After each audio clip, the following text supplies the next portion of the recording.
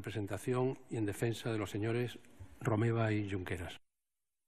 Con la venia de la excelentísima sala y del señor presidente, no estaría fácil abordar este informe. Lo voy a hacer en defensa de Oriol Junqueras y Raúl Romeva, estos compañeros de viaje inseparables en lo judicial ahora, desde hace un poco de tiempo en lo político y de toda una vida en lo ético y en lo moral. Lo voy a hacer en 10 capítulos, intentaré irlos diciendo para que nos vayamos situando. Y el primer capítulo va a hacer un análisis de la acusación y voy a hablar de causa general y de sesgo. Pero lo más importante, y lo que quiero resaltar desde el inicio, es que para hacer las cosas bien tenemos que ceñirnos a los hechos. Aquí ha habido mucho ruido, un ruido que ha venido del otro lado de esta sala, estridencias, exageraciones. La prueba ha traído incluso alguna mentira, pero sobre todo ese ruido ensordecedor, esa banda sonora, ese ruido de fondo de la exageración y de la estridencia que nos ha apartado a veces un poco de la melodía de los hechos, que es donde yo creo que el tribunal tiene la capacidad, y seguro que lo va a hacer, de ir a rebuscar qué es lo que se ha demostrado en la sala. Este caso, además, es un caso apasionante y lo voy a decir. Yo creo que todos mis compañeros van a coincidir conmigo que hay una parte en que hemos disfrutado en este juicio, por más trágico que sea, en cierta forma, porque técnicamente es muy interesante, personalmente es muy trágico para los clientes, pero es un caso de los que H.L. Hart decía, y esto nos lo explicaba en la facultad, un caso difícil. ¿Qué es un caso difícil? Es un caso en el que el tribunal creará derecho.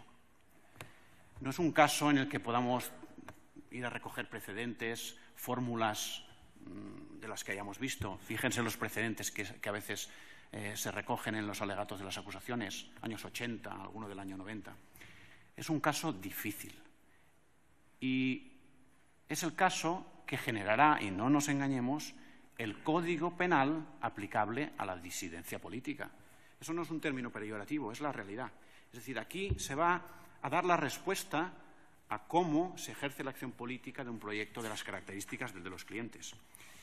Y se va a explicar, por ejemplo, qué respuesta penal se le tiene que dar a una proposición en un parlamento hecha por diputados inviolables.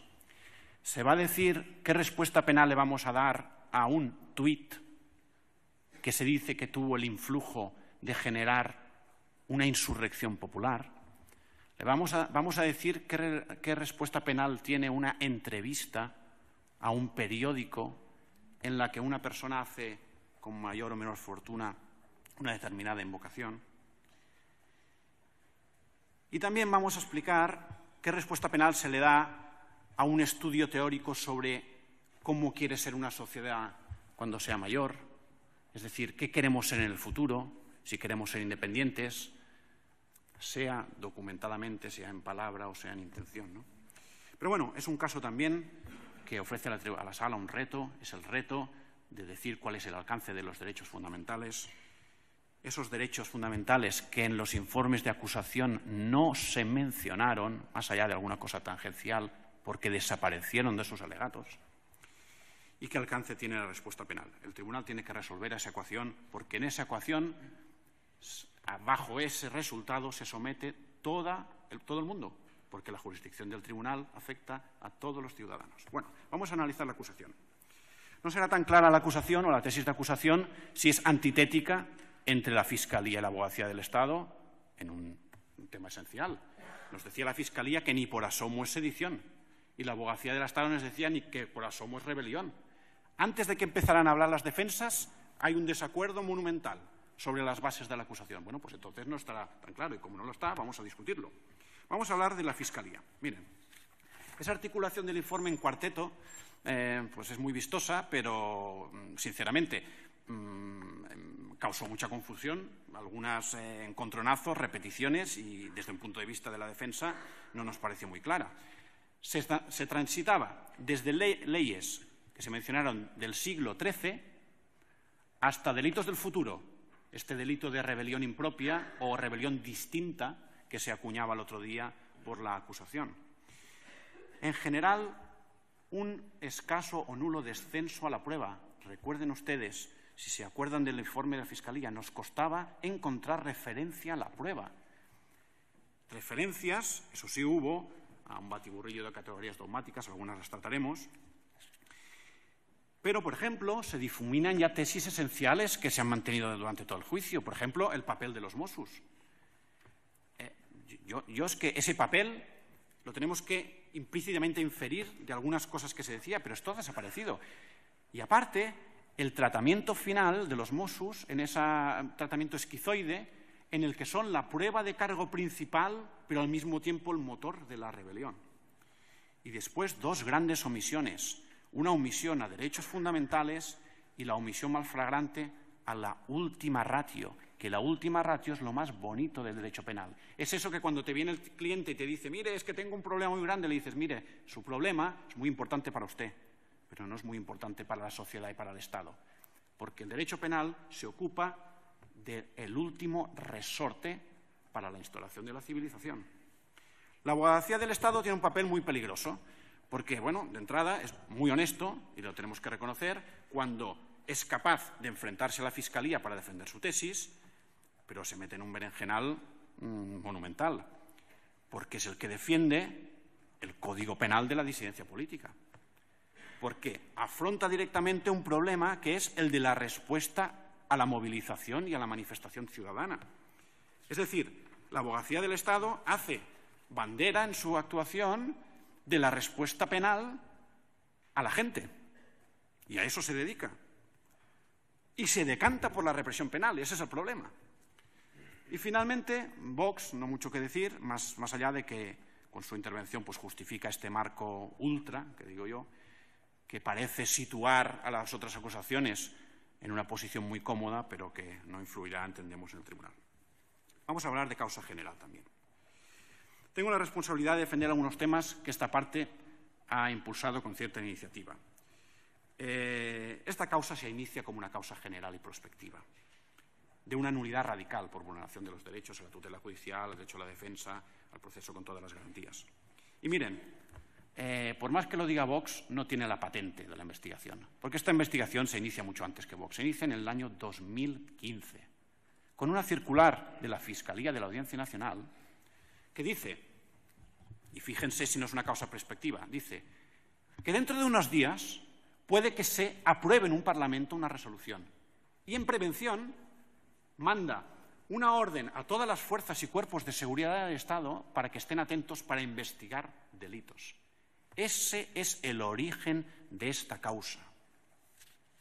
Esa circular es una circular que con la bola de cristal decide que esa opción política se tiene que monitorizar, pero dentro de un procedimiento de investigación evidentemente vinculado con delitos.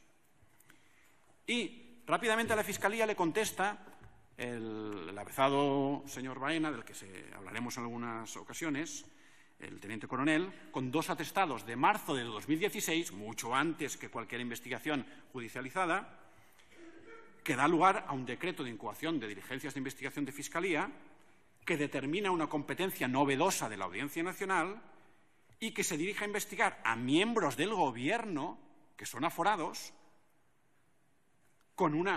y tienen privilegio de inmunidad con un alcance generalizado. Van a investigar a la Generalitat de Cataluña. Esto es lo que se hace a principios de 2016. Mire, el decreto de Fiscalía dice, vistos los antecedentes que dice el atestado, ¿sabe cuáles son los antecedentes del atestado de Baena? Noticias del periódico, del año 2012 al 2016. El atestado de Baena de 2016 empieza con la misma frase exacta que el escrito de acusación del fiscal de esta causa, un año y medio antes. La misma frase. No es una coincidencia, supongo que es el cortar y pegar de una actuación concertada o coordinada de ambos, pero es que el tema es importante. Dicen las diligencias que van a investigar las estructuras de Estado. ¿Alguien ha visto desfilar aquí alguna prueba de las estructuras de Estado? Es que la verdad, yo aún estoy sorprendido. Se ha hablado de las estructuras de Estado. ¿Alguien ha visto prueba de las estructuras de Estado? La acusación ha venido aquí con alguna fuente de prueba para demostrar si hay una agencia tributaria catalana con una capacidad de suplantar al organismo, a la administración española, o un sistema de seguridad del CSICAT. De esto no se ha probado nada, pero es la base de la tesis de acusación. En las conclusiones del atestado se habla directamente de la Generalitat. Y, de hecho, es muy curioso porque hay en el atestado un flujograma, que son estas cosas que les gustan a los modernos, un poco al estilo Enfocats, que también les gustan esto de las flechitas y las historias, en que dice el modus operandi criminal. ¿Saben cuál es el modus operandi criminal del primer atestado de la investigación que da inicio a esta causa? Pone Estado autonómico, flecha, Estado independiente. Más claro el agua. Se está investigando un movimiento político independentista. Es que es así. Esta causa prospectiva durará 1 año y medio en Fiscalía, solapándose con todas las investigaciones judiciales a las que la Fiscalía no le dice, pese a ser parte, que hay el proceso paralelo. Ya lo decía una sentencia de esta sala, de 11 de enero de 2017, ponente Marchena Gómez, criticaba precisamente el tema de la exhaustividad de la investigación preprocesal y hacía una radiografía del sistema español un poco crítica, porque decía, ¿no?, la doble autoridad investigadora, judicial y fiscal, sujeta a los principios constitucionales propios y diferenciados, no es fácilmente homologable a la luz de los modelos comparados. Y hacía una crítica velada al sistema por el que a día de hoy la Fiscalía investiga fuera de cualquier sistema de garantías. Y además con cita de una directiva europea, decía la sentencia. Bueno, en este juicio se ha ocultado esta investigación. Nadie ha hablado de ella. 1 año y medio no existen de investigaciones exhaustivas y esta parte ha pedido la prueba, más allá de que se haya denegado. Fíjense que el guardia civil R77175H, hombre de confianza de Baena, vino aquí y por más que les tiraba y que les tiraba, no quería decir que había investigado 1 año y medio. Hasta que al final le salió y dijo, miren, no sé cuánto tiempo investigamos porque el tiempo es relativo. El guardia civil y sus teorías de la relatividad son muy interesantes, pero es que esto es un juicio muy importante, como para ocultar todo lo que ha sucedido. Esa causa es la que se traslada al juzgado de instrucción número 13. Y en el juzgado 13, en el que se inicia una causa contra 3 personas, que ninguna de las 3 ha sido procesada en el 13, ¿vale? Entonces sí que recibe la ayuda de Vox, porque le llega una querella que, sin mencionar ningún hecho nuevo, amplía lo que era una causa contra 3 personas no procesadas por unos delitos de revelación de secretos a la rebelión, de golpe, sin ningún indicio. Y de golpe tenemos un marco nuevo en el 13 en el que se investiga todo. Rebelión, sedición, todos los delitos del Código Penal. Muy bien. En ese procedimiento se ha generado el 90% de las pruebas que hemos visto en este juicio y el 90% de la información. Entre ellas, la primera intervención telefónica, medio de investigación excepcional, que nadie recordaba a quién se la habían impuesto. Pero es que, a ver, yo no sé si lo han visto ustedes, yo no lo he visto nunca, que en un juicio de estas características venga la policía y diga que no se acuerda a quién intervinieron el teléfono ni por qué. Que es la causa más importante de la historia de España, dicen. Y viene aquí el instructor y dice que no sabe por qué le interviene el teléfono un ciudadano. El primer teléfono del que se seguirá toda la otra investigación. Todo lo que hemos visto aquí, documentos, facturas pro forma, conversaciones, emails, tweets, artículos, viene de esa causa ilegal. Esa es la realidad. Pero bueno, yo digo que es una causa prospectiva, ¿no? Vamos a ver qué opinan los que participaban. Pues bueno, lo que opinan es que no saben lo que estaban investigando. No saben lo que estaban investigando. Los agentes de los registros del 20 de septiembre, el G36994P, el 21 de marzo dice que no sabe en qué hechos se basaba la imputación de sedición. El propio Baena dice que no sabe en base a qué motivo pidieron la primera intervención telefónica. Sabe a qué investiga, pero no sabe por qué. El teniente coronel Gozalo, jefe de la Guardia Civil de Cataluña, dice, el 7 de marzo, que no sabe qué hechos se atribuían a los detenidos del 20 de septiembre. Es decir, el jefe de la Guardia Civil de Cataluña no sabe qué hechos se imputaban a los detenidos por los que se paró toda Cataluña, 40 registros y se montó el 20 de septiembre. No lo sabe. Bueno, es que vamos, incluso lo podía haber mirado antes de venir a juicio. ¿Será que era incluso tan difícil repasando los atestados? Derecho penal del enemigo, punto 1. Esto es lo que hay. Bueno, vamos al sesgo también de confirmación. Mire, hay una ley indefectible, lo conoce la Sala. Las opiniones de uno son el resultado de atender a información que confirma lo que pensamos y descartar lo que contradice lo que pensamos. Eso está estudiado por las ciencias de la neurobiología, ¿vale? Ser imparcial es muy difícil. Los tribunales son distintos, ¿por qué? Porque se ejercitan en la imparcialidad. Van a la escuela judicial y cada día están intentando ejercitar, pero la policía no tiene esa necesidad y la fiscalía tampoco. Y son los que han dirigido esta investigación. Lo que se persigue es una ideología y por eso es por lo que se criminaliza expresarla internacionalmente, hacer resoluciones políticas en las que se contiene esa ideología y demostrarlo en votaciones. Pero bueno, vayamos a Baena. Miren, que la policía no es imparcial, no lo digo yo, lo dice esta Sala. Ponencia de Jorge Barreiro, sentencia del 7 de diciembre de 2010, lo decía, ¿no? Que la labor policial normalmente está muy lejos de los parámetros propios de la imparcialidad, porque están implicados. Pero claro, es que Baena, y lo conocemos, es, para mí, uno de los mayores especialistas en España en ciberdelito.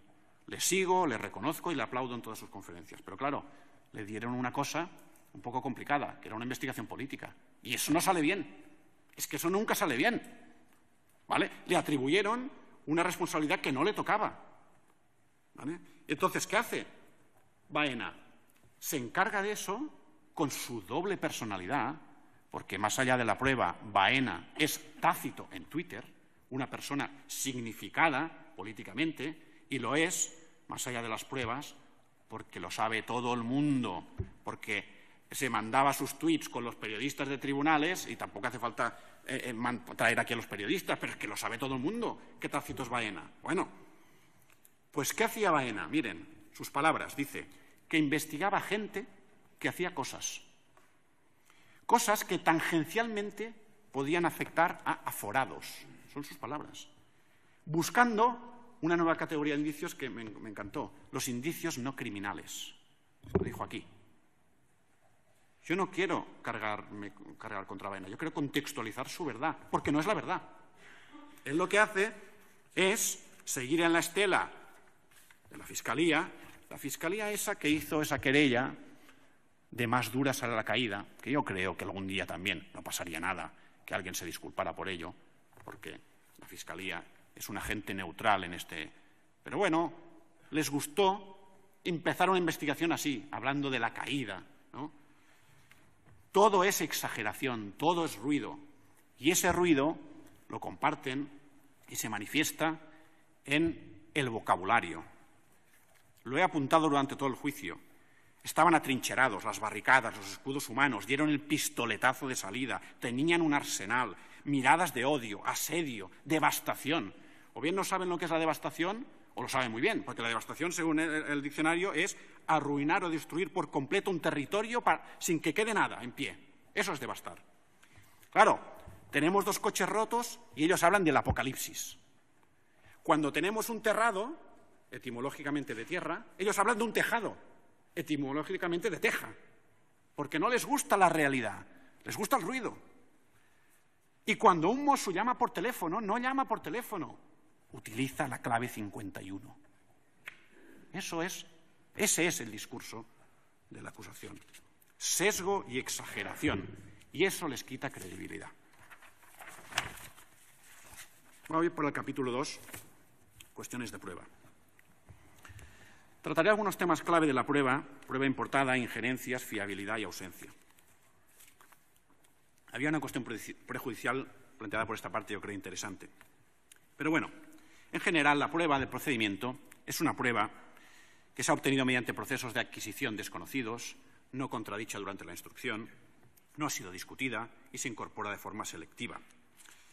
La contradicción no opera solo en el juicio oral, miren, y eso lo decía precisamente la sentencia de Aturem al Parlament, esa que se mencionó por la acusación. Ahí, curiosamente, había un párrafo sobre eso, ¿no? Y decía, específicamente citando a la sentencia Mantovanelli del Tribunal Europeo, que la contradicción no existe solamente en el juicio oral, sino también durante todas las fases del proceso.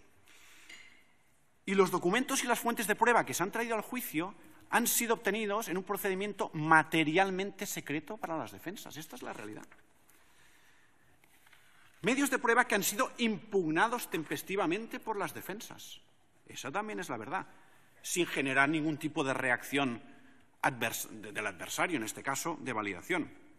Claro que cualquier prueba se presume lícita, pero se presume lícita salvo que sea impugnada de forma tempestiva, según los criterios, por ejemplo, que establece la sentencia de este tribunal de 10 de julio de 2013.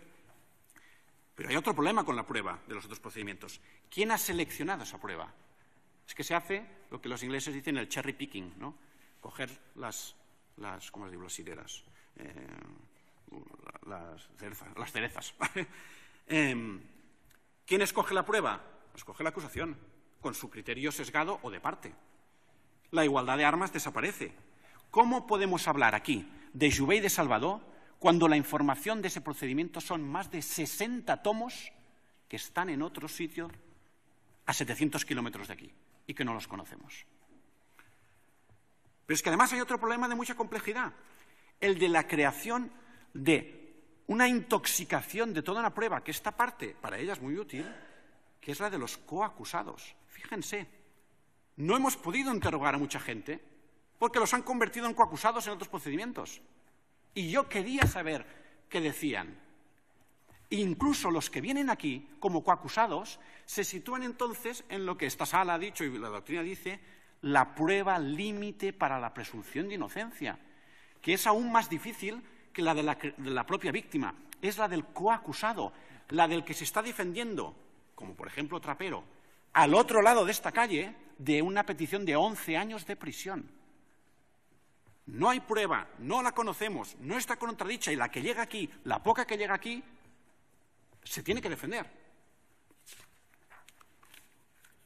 Hay una absoluta dependencia de los demás procedimientos y esa falta de garantías entendemos que también es un símbolo, un signo de derecho penal del enemigo, entendido evidentemente como construcción, ¿vale? Injerencias en derechos. Miren, no nos extenderemos mucho más, pero que la investigación ha sido generalizada e invasiva es evidente. En esta causa se han recogido todos los emails de todo el Gobierno, creo que eran 37 personas, de gente que no era del Gobierno, de gente no imputada, de los últimos 4 o 5 años. De hecho, el archivo que contiene todos los emails de todos los años del señor Oriol Junqueras lo tiene un periódico. Entiendo que se lo habrá dado alguna de las partes, o nosotros, o ellos. A mí me da igual quién se lo haya dado, yo sé que no lo he dado yo. Solo sé que hay un periódico que tiene en su poder y va sacando noticias un archivo informático obtenido de la monitorización generalizada de un gobierno que es el de la Generalitat. Indicio número 3 de derecho penal del enemigo. Pero bueno, otros ejemplos. Cuando llegan al registro, y esto se puede ver en las actas, ¿no? Se llevan de todo. Se llevan incluso convenios, Aigües Ter Llobregat, el consorcio de no sé qué, proyectos del Hard Rock Café, se llevan de todo. Escucha sin filtro. Análisis de 35.000 emails del señor Cuixart. Lo bueno de eso es que después van y dicen que no han encontrado ni uno que incita a la violencia. Pero bueno, eso ya es secundario, ¿no? Porque 0 de 35.000 al parecer no es suficiente, ¿vale? Pero miran los 35.000. Sin búsqueda ciega, sin protección de la intimidad. Lo primero que hacen en las diligencias de investigación de Fiscalía es pedir todos los contratos de toda la Generalitat, toda la vida laboral de todos los organismos que están investigando, todos, de los últimos 4 o 5 años. Esto es lo primero que pide en unas diligencias preprocesales la Fiscalía. Tráiganme la lista de todo el mundo que trabaja por la Generalitat. Muy bien. Y el paradigma al final es la famosa Operación Anubis, que es un juez que en una causa que dice que no es competencia suya, porque es por rebelión y sedición, hace un auto en el que habla de un delito contra la salud pública, que decimos, bueno, ya tiene miga, que tire de formulario, ¿vale? Pero bueno, entendemos que es un error, ¿no? Pero bueno, 40 registros, no sé cuántos detenidos, el recochineo, es que se lo quedan y no lo traen a juicio, porque claro, llegamos el otro día aquí a hablar de unos documentos que no están en la causa, es decir, se lo llevan todo de la Generalitat y aún lo tienen en sus despachos. No han tenido ni la dignidad de traerlo aquí para que lo viéramos. Vamos a temas de fiabilidad. Miren, esto ya es por defecto profesional, sobre todo cuando vienen cosas de estas de ciber que me gustan, ¿no? A ver, el tratamiento de la prueba no es que rompa todos los estándares internacionales y técnicos, es que no hay tratamiento de la prueba. No hay periciales. No sabemos cómo han accedido los equipos informáticos, ni a la ubicación, ni la integridad, ni el tratamiento, ni la gestión. No hay ninguna garantía de regularidad. Eso ya no es un tema de derechos fundamentales, es un tema de fiabilidad. ¿Cómo puede ser que en este juicio, con 450 testigos, no viniera ni un solo policía, y eso es tarea de la acusación, encargado de la obtención de las fuentes de prueba que se quieren valorar, para que le pudiéramos preguntar, escuche, ¿de dónde sacó usted ese mail? ¿Cómo puede ser? Emails, tweets, documentos, ¿de dónde han salido? Y me dirán, hombre, han salido de tal. Bueno, ya, pero es que esto es un juicio, esto es el Tribunal Supremo. Tiene que venir esta gente aquí. Le tengo que poder preguntar si cuando entró en un ordenador que está en red de toda la Generalitat, si entró en ese ordenador o con eso consultó el ordenador de otra persona, o cómo se llevó la prueba, por qué no se ha dado copia de esta prueba digital con garantías de autenticidad a las defensas. Bueno, eso se explica fácil, porque no somos parte del procedimiento, no estamos ahí, no nos han dado copia de nada. Y queremos, me sale hasta mal decir la palabra, porque cuando digo pantallazo se muere un informático, ¿vale?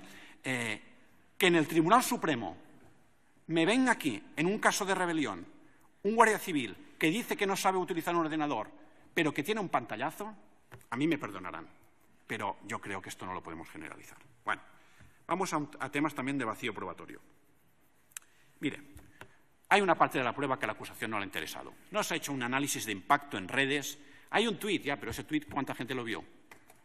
¿Qué impacto tuvo? ¿Quién lo vio? ¿50.000? ¿28? ¿Se retuiteó? No, eso ya se da por supuesto. Bueno, pero es que esto es derecho penal. Se seleccionan titulares de periódicos y se dejan otros. Se oculta el material videográfico de la policía, porque nadie se cree que cuando en los vídeos salen todos grabando, después resulte que no hay vídeos. Y se nos quiere incluso hablar de heridos sin parte médico.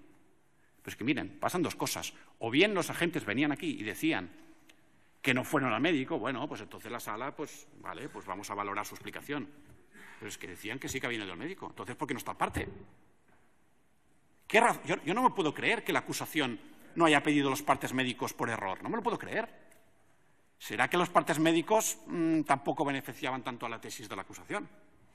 La acusación quiere imponer un nuevo estándar de prueba en que solo le interesa la prueba de cargo, presentada fuera de cualquier estándar o protocolo de obtención, adquirida, analizada y debatida sin intervención de la defensa. Y voy a acabar el capítulo con el tema que yo le llamo los comodines. Miren, un comodín, según el diccionario de la Real Academia, es una cosa que sirve para fines diversos según la conveniencia de quien dispone de ella. Es un pretexto habitual y poco justificado. Bueno, pues desde hace años las acusaciones y la policía usan una serie de comodines. Miren, ya saben cuáles son. La hoja de ruta, el libro blanco, ahora el Enfocats, programas políticos de partidos, que les sirve para un 9N como para el de ahora y para el futuro, para el TSJ y para la Instrucción 13. Les sirve para todo. ¿Vale? Después da igual si exactamente no es lo que pasó o tal, no, pero ya los tenemos ahí.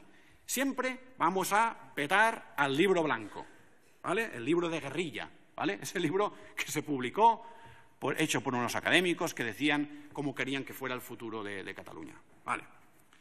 Pero bueno, algo voy a decir de Enfocats. Miren, eso es un panfleto que me pondría a reír si no fuera porque el tema es tan grave. Miren, es un compendio de lugares comunes, de fantasías, de marketing. Nadie lo ha oído nunca, nadie sabe quién lo ha escrito, no consta en ningún email, no está en boca de nadie, en ninguna conversación. Se decomisa, al parecer, en un registro que no está firmado por su autor, el registro en las franquesas, donde la Guardia Civil miente, porque eso lo dice después la letrada de la Administración de Justicia, un documento sin hojas selladas, donde en el acta de registro no se ponen los folios que tiene, no está firmado, y además que no se compadece con la realidad. Eso es Enfocats. Enfocats es nada. Enfocats es un pretexto que se alza como prueba de cargo por una razón, y lo entenderán muy bien, por la razón de que lo han repetido 1000 veces. La fuerza de Enfocats es haber dicho el nombre Enfocats 1000 veces. No es nada más. Es humo. Voy a hablar ahora del 20 de septiembre. Miren, la convocatoria del 20 de septiembre fue espontánea y no fue dirigida. Funciona como funcionan los eventos virales, ¿no? Y eso está estudiadísimo, como el 15M.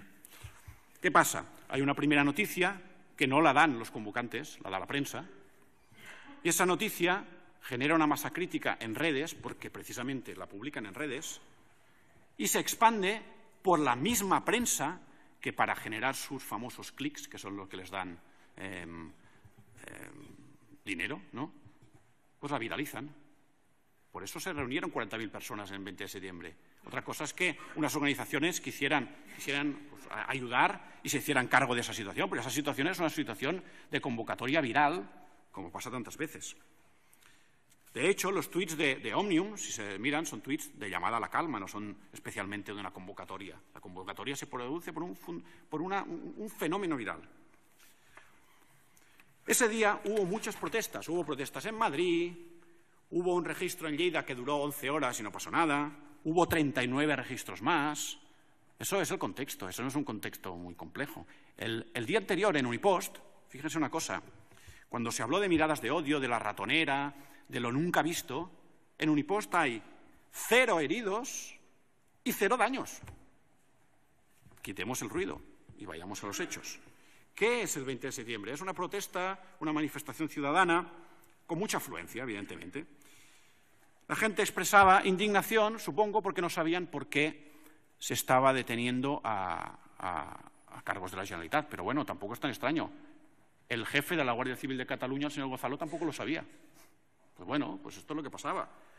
El delegado del Gobierno, el señor Millo, el día 21, salió en televisión y utilizó la expresión olé para reconocer la defensa de la libertad de expresión que había hecho la gente el 20 de septiembre, diciendo que los actos esporádicos de alboroto pues serían responsabilidad de quienes fueran.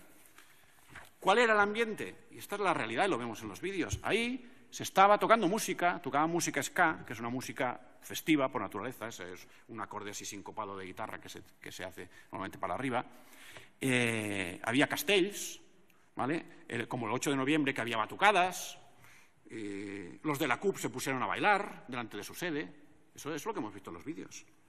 Hay un cordón de voluntarios. ¿Y hubo gritos e insultos? Pues bueno, pues supongo que hubo gritos e insultos. Es que la gente grita y la gente insulta. Y casi que es un deporte nacional. ¿Pero qué hizo la Guardia Civil? Pues si se fijan en las imágenes, hizo como los beefeaters ingleses. Se quedó impertérrita. Les dijeron de todo, al parecer, pero se quedaron ahí tranquilamente en la puerta todo el día. Lo que hubo, evidentemente, fue 2 coches dañados, de los que nadie habló en redes, como nadie habló de violencia los días subsiguientes. Coches que seguramente no se veían. Si alguien ha ido a una manifestación ya sabrá lo que pasa ahí, que no ves lo que pasa a 3 personas de al lado. Bueno, de hecho, la policía no vio ni los castells, que miden no sé cuántos metros. Pues bueno, pues la gente no vio los coches, ¿vale? ¿Pero qué pasa con los coches? Bueno, los principales sospechosos ya lo saben, son los periodistas y la gente que se puso encima, pero nadie sabe ni cómo se vandalizaron, ni por qué motivo, ni quién lo hizo. Eso es lo único que hay el 20 de septiembre. El problema es el simbolismo de los coches. Pero el simbolismo es simbolismo, no son hechos. 40.000 manifestantes, 0 heridos, 0 intentos de asalto, 0 armas sustraídas de los coches. ¿Y qué hicieron los clientes? Miren, Romeva no estaba, que ya me hubiera gustado alguna mención de las acusaciones a cómo se puede mantener una imputación con alguien que no está en el sitio, porque estaba en Madrid. Junqueras, al parecer, hizo 2 cosas ese día. Fue ir a su despacho, que el testigo Norberto le dejó entrar, y aquí es muy buena la interpretación que hacía el otro día la acusación, cuando dijo, como elemento de cargo, lo que le manifestó a Norberto cuando Norberto le dice que hay violencia y Junqueras le dice que es lo que quiere el pueblo. Ah, pero claro, es que eso no lo dijo Norberto. Es que si se va a la declaración de policía, a la del juzgado central y al de la sala, esto no lo dice Norberto. Lo que dijo Norberto es, señor Junqueras, pase usted a su despacho. Y Junqueras le dijo, mire, señor, hay mucha gente fuera, pero mire, es una manifestación popular. Eso es lo que pasó. Bueno, y el segundo elemento es que le dio la mano a un secretario general en Hacienda. Estas fueron las 2 grandes intervenciones de Junqueras. Bueno, también es cierto que cuando salió de su despacho habló a la gente. Y suerte que tenemos vídeos de parte, porque claro, como los vídeos de la acusación son editados y solo sale el trocito que les interesa, sale cuando Junqueras dice que somos un pueblo, que vamos a luchar por nuestras ideas, no sé qué, bueno, está ahí el texto. Pero claro, es que después Junqueras lo que dice, con calma, con civismo y con tranquilidad, ¿vale? ¿Quién explica los hechos del 20 de septiembre y por qué nos encontramos aquí? Pues mire, determinadas personas. Uno, el capitán C, que digo yo, C57393S, ese que le gusta tanto declarar que quería venir por segunda vez a declarar. Mire, él decía que ahí salía la gente y entraba como quería, pero lo que resulta curioso es que sabe todo lo que pasa fuera, pero no sabe explicar nada de lo que pasa dentro. Miren, yo no voy a entrar porque la objetividad demuestra que su versión es irreal. Yo solamente voy a sacar un precedente, me sabe mal, pero este capitán tiene el orgullo, o no sé si el orgullo o la desgracia, de ser el sustento de la imputación que mantuvo el señor Sandro Rosell, se sabe por las noticias y por la sentencia, 2 años en prisión, y que la sentencia de Rosell dice, mire señor, no le hemos creído. Ese señor, 3 días antes de venir aquí, estaba declarando en la Audiencia Nacional y el tribunal dijo, mire, me parece que no le vamos a creer en su versión. Este es el mismo señor que vino aquí. Pero bueno, más allá de eso, es que es el propio Baena el que le enmienda la plana al capitán C, porque lo dijo muy claramente, seguramente mi compañero Melero, que estuvo muy atento como yo en ese momento, lo dirá, ¿no? Baena valoró que ahí no se tenía que intervenir, es que lo dijo él mismo. No había ningún indicio porque se tenía que hacer una intervención en ese lugar. Y después tenemos la letrada de la Administración de Justicia y sus exageraciones, desde su huida por el tejado hasta esa especie de pericial acústica por la que desde dentro oyó la voz de Carme Forcadell, que nunca habló. No es que no hablara por megafonía, es que no habló casi ni a pie de calle, porque pasó de ahí y se fue. Pero la letrada lo demostró muy bien. Repasen su declaración porque es muy buena. Lo primero que hace cuando entra en economía, y lo explica muy claro, dice, yo cuando entré ya me olía que iba a pasar algo. ¿Así? ¿Qué pasó? Dice, vino un chico, se acercó a un policía, le dijo algo que no pude oír, me pareció que le escupía, aunque no lo sé, y en ese momento, y esa es la banda sonora de terror de la acusación, supe que algo iba a pasar ese día. Eso es lo que dijo la letrada de la Administración de Justicia. Pero bueno, si los hechos le contradicen, tenemos también que explicar 2 elementos importantes. Miren, en este caso, la letrada, como los policías, son víctimas. Venga, pues apliquémosle el canon de interpretación de la prueba de la víctima. Primero, porque la policía está comparecida como acusación particular, sus asociaciones en todos los procedimientos, y la letrada incluso llegó a estar protegida como víctima de delito, con protección visual de su fisonomía. Pero es que además su adscripción ideológica está demostrada. Y además es una adscripción no positiva en el sentido de que es de otro partido que unionista. No, no, es que es seguidora de estos grupos antiindependentistas en Facebook. Esa es la letrada que explica cómo trepó por los tejados. ¿Qué es lo que sucede realmente ahí? Miren, no vamos a maquillar las cosas. Ahí lo que sucede es una evidente incomodidad. Es que es lo que hay. Claro que a nadie le gusta hacer un registro, aunque lo puede hacer perfectamente con toda esa gente fuera. El problema es que esa gente tiene unos derechos, entonces lo tenemos que compatibilizar. Lo que vemos en los vídeos es los Jordis llamando a la calma. Eso es lo que vemos. Descartando la violencia. La letrada se va sin problemas con esa solución inteligente, que es irse por la puerta de atrás. Porque en todos los edificios públicos hay más de una puerta, que eso también lo tendrían que saber la policía. No hubo ningún asalto. Y yo voy a coger simplemente una versión de alguien de dentro. Miren, yo no voy a hablar de nuestros clientes, voy a hablar del agente M77964J, que declaró el 20 de marzo.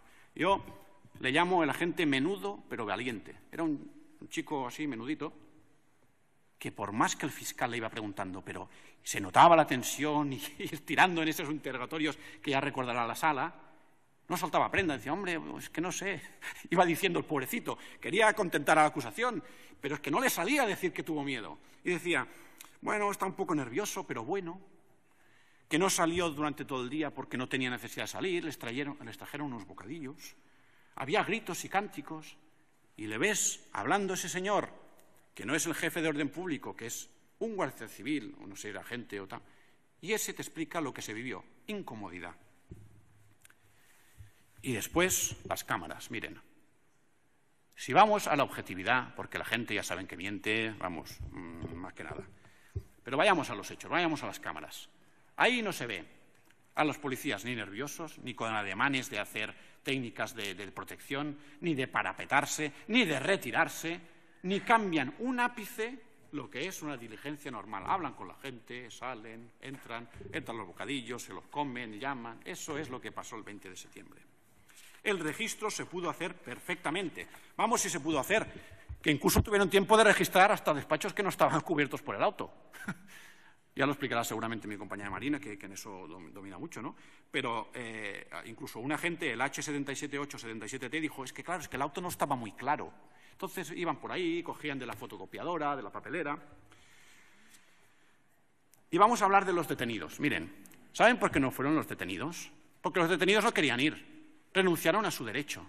Eso lo dice un acta y se integra dentro del contenido de un acta de registro, por mor del artículo 569, párrafo cuarto, de una letrada de la Administración de Justicia, que es una funcionaria pública, que dice expresamente que los detenidos, en presencia de varios miembros de la Guardia Civil en las Franquesas, dijeron que renunciaban a su derecho, que no querían ir. Y entre otras cosas, ¿saben por qué renunciaron a su derecho? Porque lo que querían era ir al juzgado de guardia, que es lo que hicieron en ese momento directamente con un habeas corpus.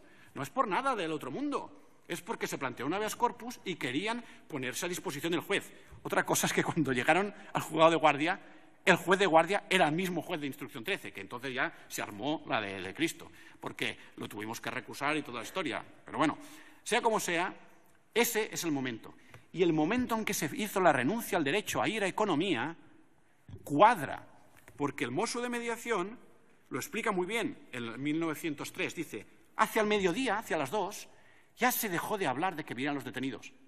Es que hacia el mediodía es cuando salimos de los registros y dijimos que no queríamos ir al registro. Esta es la realidad. Y más allá de eso, nadie pidió una prórroga del registro, ni nadie llamó a los abogados.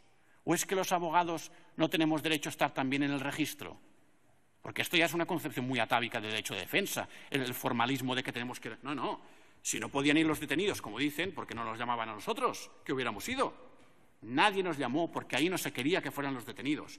De hecho, la policía pidió al juez que se detuviera a todo el mundo, y el juez denegó la detención. Y aún así la policía acabó deteniendo a toda esa gente y basando en ello la supuesta incomodidad. Me estoy pasando mucho. Voy a hablar del 1 de octubre. Venga. El Govern impulsó el referéndum. Pues claro, si lo dijo en la tele, lo dijo en todos sitios. Tuvo el apoyo de todas las organizaciones y, bueno, hizo lo que hacen los políticos, algunos creemos que los buenos, que es cumplir el programa electoral. Y lo hizo con el convencimiento de que el contexto legal de esa situación pasaba por la falta de reproche de votar. Eso es lo que hay. Y vayamos al auto del Tribunal Superior de Justicia, que es el título jurídico. Miren, no me da tiempo a entrar en las características del título, pero se tendrán que leer el auto para ver que es un auto basada en medidas cautelares relacionada con un delito de desobediencia, para saber cuál es la fuerza que ese título jurídico le da a la intervención de la policía a efectos de proporcionalidad. Ahí no iban a parar a la mafia, o no había una persona secuestrada. Ahí había un auto que decía que se tenían que incautar unas cajas. Y esa es la otra cara de la moneda que puede utilizar la policía cuando quiere entrar. Vamos a requisar urnas. Ese es el título jurídico. Y ese referéndum estaba suspendido por el Tribunal Constitucional. Y claro, y el Tribunal Constitucional suspende cosas y las expulsa del ordenamiento. A partir de aquí, realmente tenían que entrar gente a pararlo físicamente. Las instrucciones de Fiscalía habían perdido vigencia. Y lo dicen muchos particulares, puede que Melero tenga tiempo a entrar, que yo no lo tengo, que esas instrucciones no habían perdido vigencia. ¿Cuál es el problema del auto de la juez? El auto de la juez habla de la paz ciudadana. Y eso al coordinador, pues como que no le gusta. Es lo que hay. Es decir, Pérez de los Cobos, hay algo que le chirría de ese auto, porque ese auto lo conocía. Como dicen Nieto y Puigcerver, se leyó antes de la Junta de Seguridad y lo conocían perfectamente, pero es que no le gusta, porque lo que no le gusta es tener que cumplir ese rango de jerarquía. Esto es así. Así que elimina la protección de la convivencia de la ecuación, lo quita, y así se lo transmite a sus subordinados. Esa es la realidad. Miren, Trapote, para ver cuál es la información que se les dice a los policías, Trapote en su declaración del 7 de marzo explica cómo en los briefings se reparten las instrucciones de fiscalía, las anuladas. El comisario de Información 1864 dice que no tenían claras las competencias de los tres cuerpos, pero que las instrucciones de fiscalía estaban vigentes.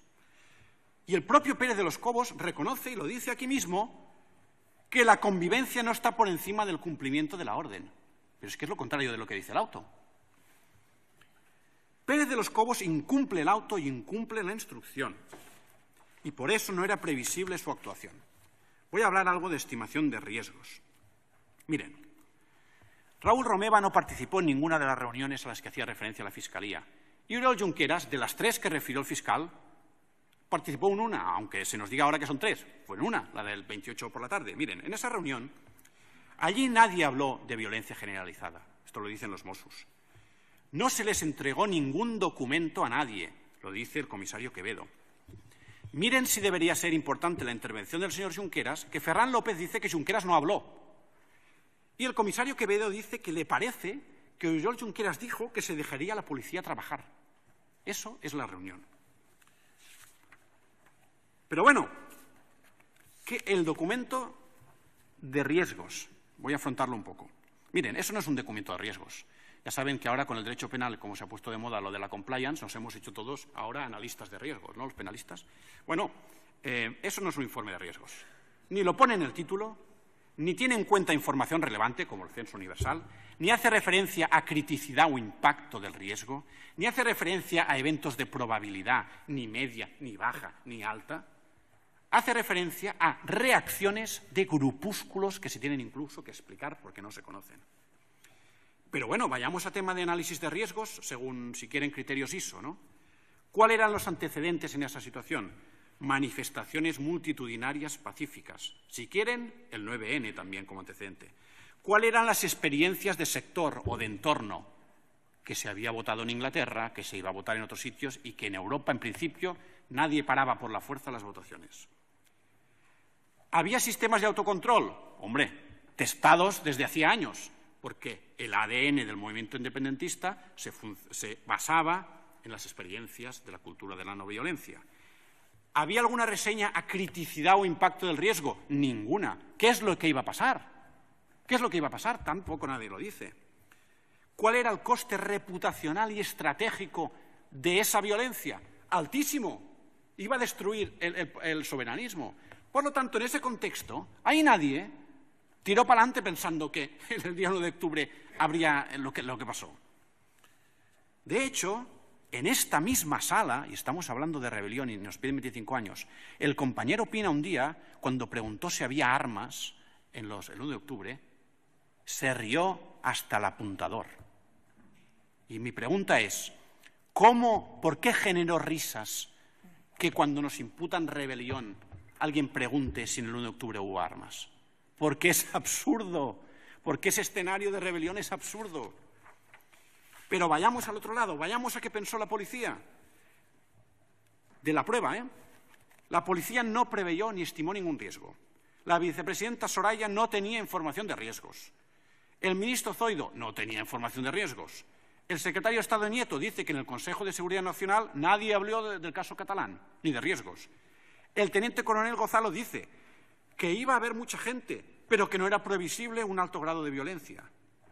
Y resulta obvio que no se articuló, no se apretó el botón de ninguna de las reacciones del Estado del 116 de la Constitución. ¿Qué pasó entonces? Que si queremos hablar de algo nos tenemos que enganchar a los grupúsculos. Es la teoría de los grupúsculos. Aquí la única violencia de la que se habla es la que se cuenta con los dedos de la mano. Podemos hacer 5, podemos hacer 3, los que salen en los vídeos, la patada en la cabeza, la silla esa que se tira, 3 casos que son de actuaciones reactivas a una situación tensional concreta de un colegio determinado, efectuada por una persona aislada, que no podemos ni encontrar al grupúsculo. En resumen, nadie habló de violencia generalizada y lo único previsto era mantenimiento de gente en el lugar de forma no violenta. En ese contexto se produce el operativo de Mossos. Y voy a tener que aligerar en este capítulo porque sé que, evidentemente, Melero lo cubrirá incluso 1000 veces mejor que yo. Lo único que puedo decir es que el objetivo de Mossos era congruente con su política, con su modelo de policía, y esperemos que se les deje tener también su modelo de policía, y con la práctica internacional. Del operativo de policía, Puigcerver, ese que en la Junta de Seguridad nos explica un escenario tampoco en que no hay mucha violencia, dijo que había un problema, y efectivamente había un problema, que es que se buscaba la cuadratura del círculo, que era cómo proteger la convivencia ciudadana y al mismo tiempo cumplir la orden. Eso él lo veía como una solución. El problema es que no era de su competencia solucionarlo, porque lo había solucionado la jueza y después lo solucionó el secretario de Estado Nieto. Porque Nieto, en su instrucción, utiliza una palabra que es diáfana: jerarquía y prioridad. Antes ustedes protegen la paz pública que cumplen la orden. Eso lo puso ahí y solucionó la cuadratura del círculo. El operativo policial, entonces, ¿qué es lo que hace? Básicamente, lo contrario de lo que tiene que hacer. Porque, claro, si Pérez de los Cobos ha quitado de la ecuación la protección de la convivencia, ¿qué hace la policía? Se protege a sí misma. Y aquí nos han explicado, todas las tareas previas eran de ver cuántas puertas habían, que además no las encontraron, si la calle era ancha, dónde tenían que aparcar. Pero, y eso lo digo triste, lo digo triste, ni un solo de los policías expresó aquí ninguna tarea en la que se preocupara por la gente que habría en el lugar. Ni uno. Cuando llegaron al lugar, nadie les esperaba. Y nadie les esperaba en condiciones de carga ni de desarrollo de esa violencia. La ocupación anterior de los colegios la voy a pasar rápido, pero evidentemente, como dijeron Asens y Pisarello, en las localidades no se habían suspendido los derechos fundamentales y, por lo tanto, se podía votar y se podía jugar al dominó. Y el día de votación. El día de votación tenemos un referéndum suspendido, sin efecto jurídico, muy bien, en el que los agentes antidisturbios, sin que se haya producido ningún disturbio, se dirigen a los lugares. Van ataviados y llevan sus escopetas y sus porras y sus defensas cuando no ha pasado nada. Cuando llegan ahí, a incitación del interrogatorio de la Fiscalía, que les comienza a preguntar, ¿pero qué pasó? ¿Hubo algo grave? Acuérdense de los interrogatorios, ¿eh? ¿Pero y cómo lo vivió? ¿Sucedió algo malo? Pues bueno, van dejando ir sus muletillas, sus lugares comunes, ¿no? sus reducciones al término medio. Las preguntas irán del estilo, ¿qué hizo Mossos? Estuvo pasivo. ¿Qué hizo la gente? Estuvo activa. Pero bueno, claro, al final ya, que era muy fácil, ¿no? Ese interrogatorio, eso no era un interrogatorio, eso era un juego. Pero claro, es que tenemos los vídeos y suerte que los tenemos. Los guardias civiles, muchos, exageran y muchos mienten. El cuartel de Valls, miren la declaración y miren el vídeo. El cuartel de Manresa. El agente 91.126, que cuando le preguntan qué pasaba en el lugar, dice que había mucha gente sentada. Dice, eso era una odisea. Es decir, utiliza la palabra que define la tarea más ardua que existe en la historia de la realidad y de la fantasía, que es una odisea, ¿vale? Es que era gente sentada en el suelo. La bola de hierro de San Iscla de Vallalta, que cuando te fijas en el vídeo ves que es una bola que está debajo de un macetero, que la policía rompe y que la tira con una patada para abajo, calle para abajo. Dice el atestado, bola arrojada al dispositivo por alguna de las personas que se encontraban a la puerta del casal de abuelos. Bueno, suerte que tenemos los vídeos, miren. ¿Qué hizo la gente? Sentarse, levantar las manos, gritar, insultar. Pues claro que insultaban, esto sale del estómago. Ya lo dice la sentencia Saba Terientef del Tribunal Europeo de Derechos Humanos. Miren, los insultos van con el cargo de la policía, a veces es lo que hay. Incluso van con los de los abogados, diría yo, y de los fiscales. Y ya lo vemos, ¿no? Esa violencia, esa supuesta violencia, esos actos que contamos con los dedos de la mano, están desconectados de la dinámica, están desconectados desde cualquier título de imputación que no sea la conditio sine qua non más burda de la actuación de mis clientes.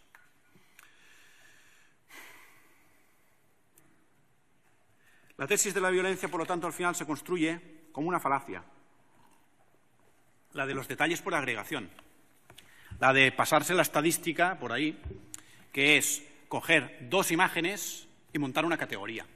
Pero es que, claro, fueron 2.300.000 personas. Y de esas 2.300.000 tenemos que en San Estevas de Serroviras, donde hay ese famoso golpe, que ese vídeo lo hemos visto 1000 veces, miramos el vídeo y vemos un chaval que sale corriendo de un sitio, no le acompaña a nadie, le da una patada a un policía, se va, la policía le detiene y nadie hace nada de toda la gente. Esa es la supuesta violencia. ¿Y cuál es un elemento importante? Pues el autocontrol. Y eso también tiene que ver con la estimación de riesgos. Miren, me acuerdo de unos vídeos perfectamente. Hay un vídeo en el que no sé dónde es, que tiran una valla, lo vimos el otro día. Y va un ciudadano y levanta la valla. Y digo, ostras, el colmo ya del civismo, que no tenías ni por qué levantar la valla, que déjala al suelo, no, pues la levanta y la pone bien. En las escuelas pías, donde se repitió la lluvia de conos, si ves el vídeo entero, ves cómo empieza a entrar la gente a decirle a esos desalmados que tiran el cono, que no tiren el cono. Incluso hay uno que le quita el cono de las manos y lo tira en una obra para que no se lo tire la policía. Gente que se interpone, gente que cuando les están pegando dice no hagáis nada. Esto es el autocontrol. En Cataluña, y no es por superioridad moral, es porque esta gente ha decidido hacerlo de esta forma, puedes ondear una bandera española en medio de una manifestación independentista de 1 millón de personas. Es que es lo que hay, esto es lo que hemos visto. Y los peritos lo explican de una forma muy interesante, y lo explican en la tradición. Hablan de dos cosas, la tradición cristiana de base, ¿no? Y de Tolstoy y de toda esa historia, y después la de la objeción de conciencia y todo esto. Fíjense, Junqueras Romeva. Es que Junqueras es el símbolo de esa tradición, en este caso de la cristiana, de los valores cristianos como vinculados al pacifismo, el de no contestar con violencia a la violencia. Y después tenemos a Romeva, que ha hecho un currículum de la conflictología, resolución de conflictos, de la paz, reconstrucción posbélica, y que se crió en la objeción de conciencia, y ellos dos son el símbolo de esa tradición. Y voy al post-referéndum. Miren, una de las cosas primeras que pasó en España, después del 1 de octubre, fue la dura reprobación del PSOE a la intervención policial, que además se ponía del lado de las víctimas, decía que se recuperen pronto de los ciudadanos. Eso es lo que pasó. Porque que hubo excesos, vamos, eso es obvio. Aquí no se juzgan esos excesos, pero lo que es verdad es que la sentencia de alguna forma tiene que entender que esos hechos marcaron 3 generaciones de catalanes, eso es verdad. ¿Pero qué pasó en octubre? Pues que los hechos se transformaron nuevamente en política. Se ha hablado muy poco de ese mes de octubre hasta el 27, pero ¿qué pasó en octubre? Despachos, llamadas, mediadores, políticos para arriba, para abajo, hasta la declaración de independencia del día 27. Esa voluntad de diálogo, esas conversaciones son las que decía Romeva el otro día cuando veíamos su declaración en Bruselas de octubre, en que decía diálogo, eso después del 1 de octubre. Y en la DUI, respecto a la DUI, solo estamos de acuerdo en una cosa, que su trascendencia política pues seguramente era altísima, simbólica, política, lo que ustedes quieran decir. Pero miren, en el plano fáctico y jurídico, la única persona que defiende la trascendencia es la Fiscalía. Acuérdense del informe del otro día. La Fiscalía es la única que defiende la DUI como la herramienta capaz de haber derogado nada más ni nada menos que la Constitución en Cataluña y haber creado una república catalana. Esto lo dice la Fiscalía. La aproximación que hizo el expresidente Rajoy aquí fue más sincera, yo creo. Dijo, la DUI era confusa. Eso es lo que dijo Rajoy, ¿vale? Y seamos sinceros, el 27 de octubre es ajeno a la dinámica penal. Es una jornada olvidada por las acusaciones durante el juicio, olvidada de la prueba y que se superó con un reto electoral que asumieron desde la CUP a Ciudadanos todos los partidos políticos en Cataluña. Ahí empieza nuevamente un proceso que tiene que ser interdependiente, como es evidente. Voy a hablar de rebelión. He recuperado un poco. El delito de rebelión es un delito de los que se dice político, de insurrección contra el poder establecido, realizado por una pluralidad de personas dotadas de organización y de armamento, que emplean violencia de forma idónea para la consecución de sus fines. Alzamiento que tiene que ser público. Miren, yo no sé cómo explicarlo. Yo aún no sé cuándo es el alzamiento. Es que no me he enterado. La verdad. Yo no sé, puede que el tribunal me corrija y me diga que es clarísimo en qué momento las acusaciones han situado el alzamiento. Yo no lo tengo claro. ¿Qué es el alzamiento? La declaración de lo que se hacía en el Parlamento es un periodo de tiempo. ¿Es el 1 de octubre? ¿Es el 20 de septiembre? ¿Son las dos cosas? Yo creo que aquí hay un problema de principio acusatorio bastante serio. Lo que sí que sabemos es que ninguno de los participantes en el 20 de septiembre y en el 1 de octubre están aquí. Y eso es curioso, ¿no? Si es un alzamiento público, si es ese delito de convergencia plurisubjetivo, de contribución, como se dice, en la que la autoría tiene una estructura típica especial, en que simplemente a nivel penológico se jerarquiza. Pero claro, es que los votantes y manifestantes, y aquí no valen trucos, no actuaban bajo un complejísimo, porque lo dice la jurisprudencia, error de prohibición. ¿Por qué no están aquí la gente que fue a votar? Por falta de tipicidad. Es que eso es evidente. Y esto se tiene que decir y se tiene que reconocer. Es decir, esto no es control mental, esto no es una secta, esto no es derecho penal de las sectas. Esto es que la gente no está aquí porque la gente podía salir a la calle. Y nadie lo ha cuestionado, y el tribunal y el presidente así lo ha recordado en esta sala. A este señor no se le juzga por lo que ha hecho, ni se le puede reprochar. Tampoco puede compartirse la tesis de Baena de que el alzamiento se vincula al símbolo frente al que se hace una manifestación, que esa es su tesis. No solamente porque todas las manifestaciones y los actos políticos importantes se hacen en símbolos. Por eso las madres de la Plaza de Mayo van a la Plaza de Mayo, porque está la sede del gobierno, ¿no? Y por eso la gente se manifiesta delante de los centros de detención. Si vamos a la jurisprudencia de Estrasburgo, derecho de reunión y manifestación, antecedentes de hecho, siempre pasa todo delante de símbolos. Sentencias Navalny y Ezelin, por ejemplo, ¿no? Y es que la gente no salió a la calle a derrocar al Estado. La gente salió a la calle un día a protestar y el otro día a votar, a ejercer derechos. Eso es lo que hicieron y eso no es alzamiento. Pero aparte del carácter público, y lo tengo que decir, el alzamiento tiene que ser armado. Miren, el alzamiento tiene que ser armado, y confío también que mis compañeros lo podrán apuntalar, se basa en muchos argumentos. Por sistemática de los tipos agravados. Es un delito que se llama militarizado, en su redacción se ve, no solamente porque sea un vestigio de otra codificación antigua, sino porque es que sus elementos hablan del porte de armas, de abrir fuego.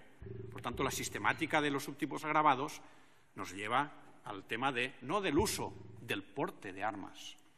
La sistemática de los tipos atenuados, que hace referencia a la deposición de las armas. Y después la correlación, por el argumento evidentemente sistemático y teleológico, que tiene la rebelión con su reacción, que es la reacción propia de un Estado que se siente en crisis y que, como criterio, ya saben que la monografía, en este caso de Sandoval, es la más autorizada, con múltiple cita de doctrina, ese criterio, para valorar la antijuridicidad, se hace a través de una prueba que es la prueba del estado de sitio. Y ustedes me dirán, bueno, es que eso formalmente no es un requisito. Bueno, yo no digo que sea un requisito formalista, yo digo que es un requisito jurídico penal y, por lo tanto, integrante de la antijuridicidad como pauta de construcción del tipo y de análisis del reproche. Es decir, esa violencia, y ahora nos vamos al otro elemento importante, que tiene que ser idónea, tiene que ser apta para hacer claudicar al Estado, en el nivel teórico ex ante, esa violencia tiene que someter al Estado a una crisis que el propio Estado ha regulado a través de la reacción del estado de sitio. O de otra fórmula, pero que es la cristalización también de la última ratio. Ese es el alzamiento de la rebelión. En el Código Penal, en la discusión en el 95, por ejemplo, Moedano, del PSOE, el defensor del proyecto, decía: declarar la independencia no es delito, alzarse en armas, sí. Eso es lo que decía el legislador. Y eso es así porque tenemos que cerrar la puerta a un posible uso autoritario de la rebelión, que eso es lo que está detrás de ahí. Es la pregunta clave de este juicio. Si esto es el máximo de reproche de un sistema penal, o si la subsidiariedad, la fragmentariedad, la última ratio intervienen aquí, en este caso, como una avalancha para buscar una alternativa que sea acorde con los principios del sistema, ¿no? Tiene que ser idónea, que tenga la aptitud y idoneidad para generar en el Estado una crisis. Tiene que ser apta. Y partiendo del análisis de los hechos que hemos dicho, ni hay violencia, ni está conectada con el actuar o la intención de los acusados, ni es idónea, ni vinculada con la consecución de los fines típicos. Y ahora algo hemos de hablar del clima insurreccional, porque, claro, lo que hace la Fiscalía es engancharse a la sentencia «aturem al Parlament», pero se engancha en el nombre, se engancha en la idea, pero esa idea, como todos los argumentos por analogía, que son intrínsecamente falaces, en este caso lo es más, porque los argumentos a contrario superan los asímile 200.000 veces. Claro, en «aturem al Parlament» tenemos una gente concreta que un día concreto va hacia unas personas concretas que son autoridades y hace unos actos concretos. Pero aquí estamos juzgando un clima, una atmósfera de una sociedad. Así es como se plantea. No la podemos vincular a estos actos que los peritos decían de indisciplina aislados. No, no. Es que para la rebelión tiene que decir que el propósito unitario, los medios exteriorizados en el lanzamiento, son estos colectivos de utilización de una fuerza que va a hacer claudicar al Estado. Nos están diciendo que la sociedad, que los 2 millones de personas eran los que generaban ese clima. Y fíjense, porque me fijé yo muy bien, cuando vinieron aquí unos guardias civiles de Lleida, que explicaban cómo paseando se cruzaron con unos Mossos, y un Mosso dijo algo. Entonces él tuvo la necesidad de tirar para atrás, ¿no? Y decirle: ¿qué me has dicho? Entonces se ve que tuvieron una discusión porque no sé si le había dicho algo que no estaba fuera de lugar.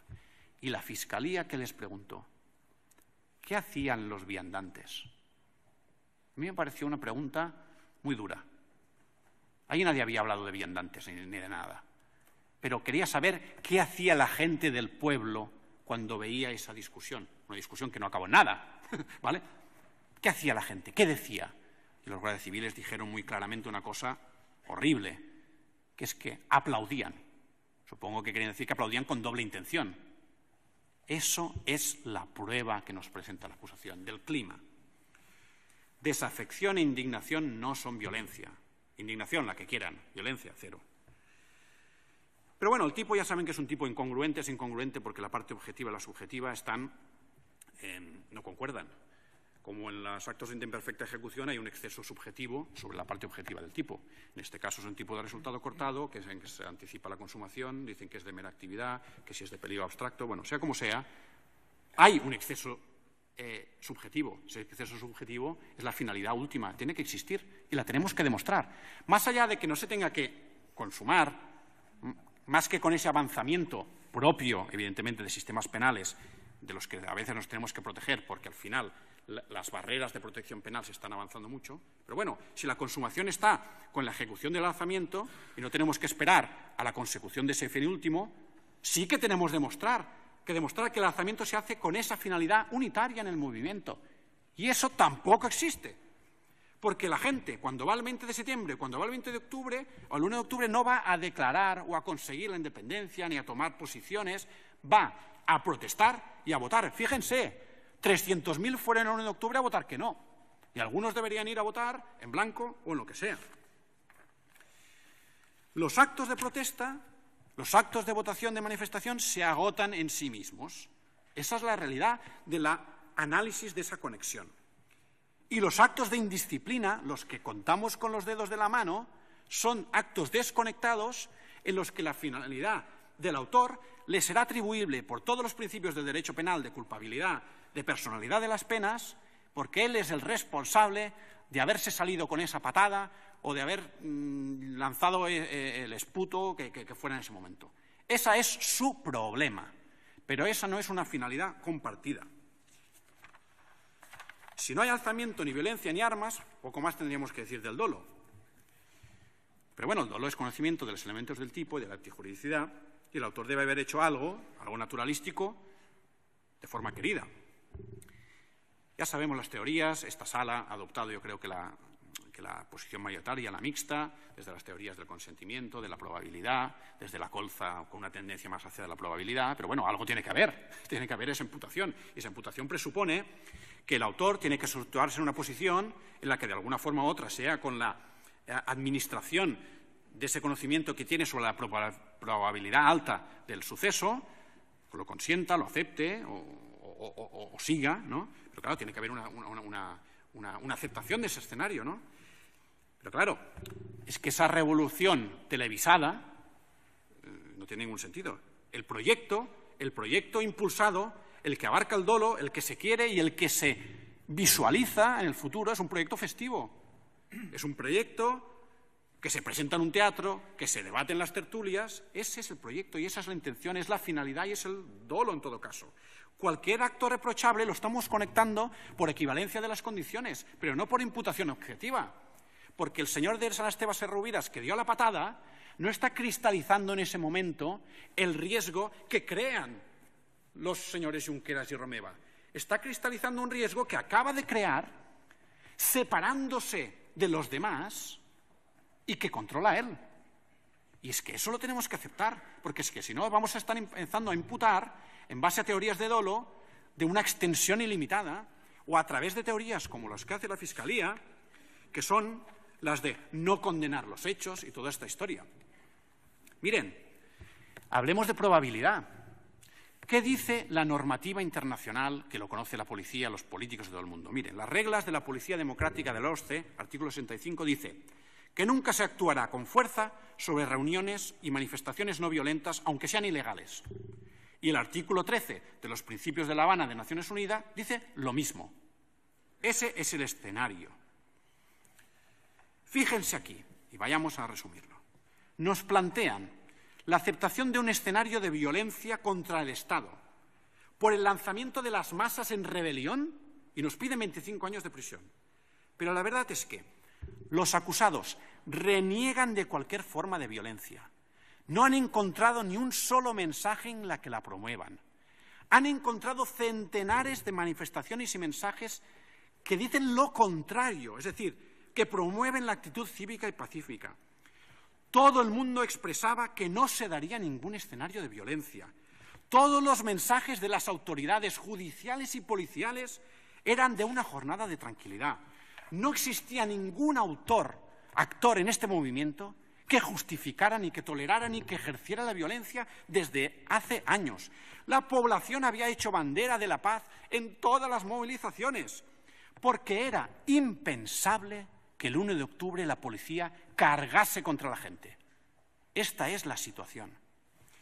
Y si alguien piensa que en su fuero interno los señores que yo represento, que están aquí detrás, albergaban esa intención, es que está defendiendo que en su intención está la antítesis de sus principios, que ellos están dispuestos a enterrar sus valores, su moral, a negar su personalidad y a perder su dignidad, porque de eso han hecho su forma de vida.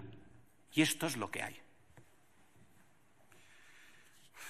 De autoría, voy a ir rápido. Mira, me voy a centrar en lo que dijo el fiscal Zaragoza. No porque sea el fiscal Zaragoza, sino para que la gente sitúe el discurso. Porque claro, hay un momento que las defensas dijimos, mira, han dicho algún folio, vamos a poder valorar alguna prueba en concreto, que también tiene su gracia a veces, ¿no?, hablar de pruebas, ¿no?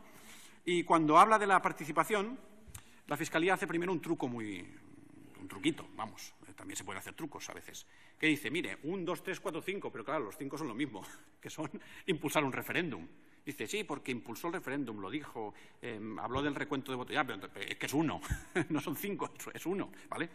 Pero después dijo los folios, 1189 a 1240, y digo, ostras, qué bien, voy a poder ir a ver la prueba del delito, ¿vale? Me voy a la causa, 1789, y digo, esto será broma. Artículos de prensa. La prensa. A ver, prensa, editoriales. Bueno, tampoco es tan raro, porque lo primero que dijo la Fiscalía en este juicio es leer un editorial de un periódico. Recuérdenlo, si pueden ir a ver la intervención del fiscal Zaragoza en cuestiones previas. Leyó un editorial de un periódico que decía qué se estaba haciendo en este juicio. Pero bueno, ahora vamos al final del juicio. Y vamos, y venga, artículos. No, es que no hay ni un tuit, son artículos de prensa, de periodistas, ¿no? Pero bueno, ya puestos los vamos a leer, ¿vale? ¿Qué es lo que dicen? Claro, y los lees y hablan de la paz. Es que hablan de la paz, ¿vale? Folio 1231.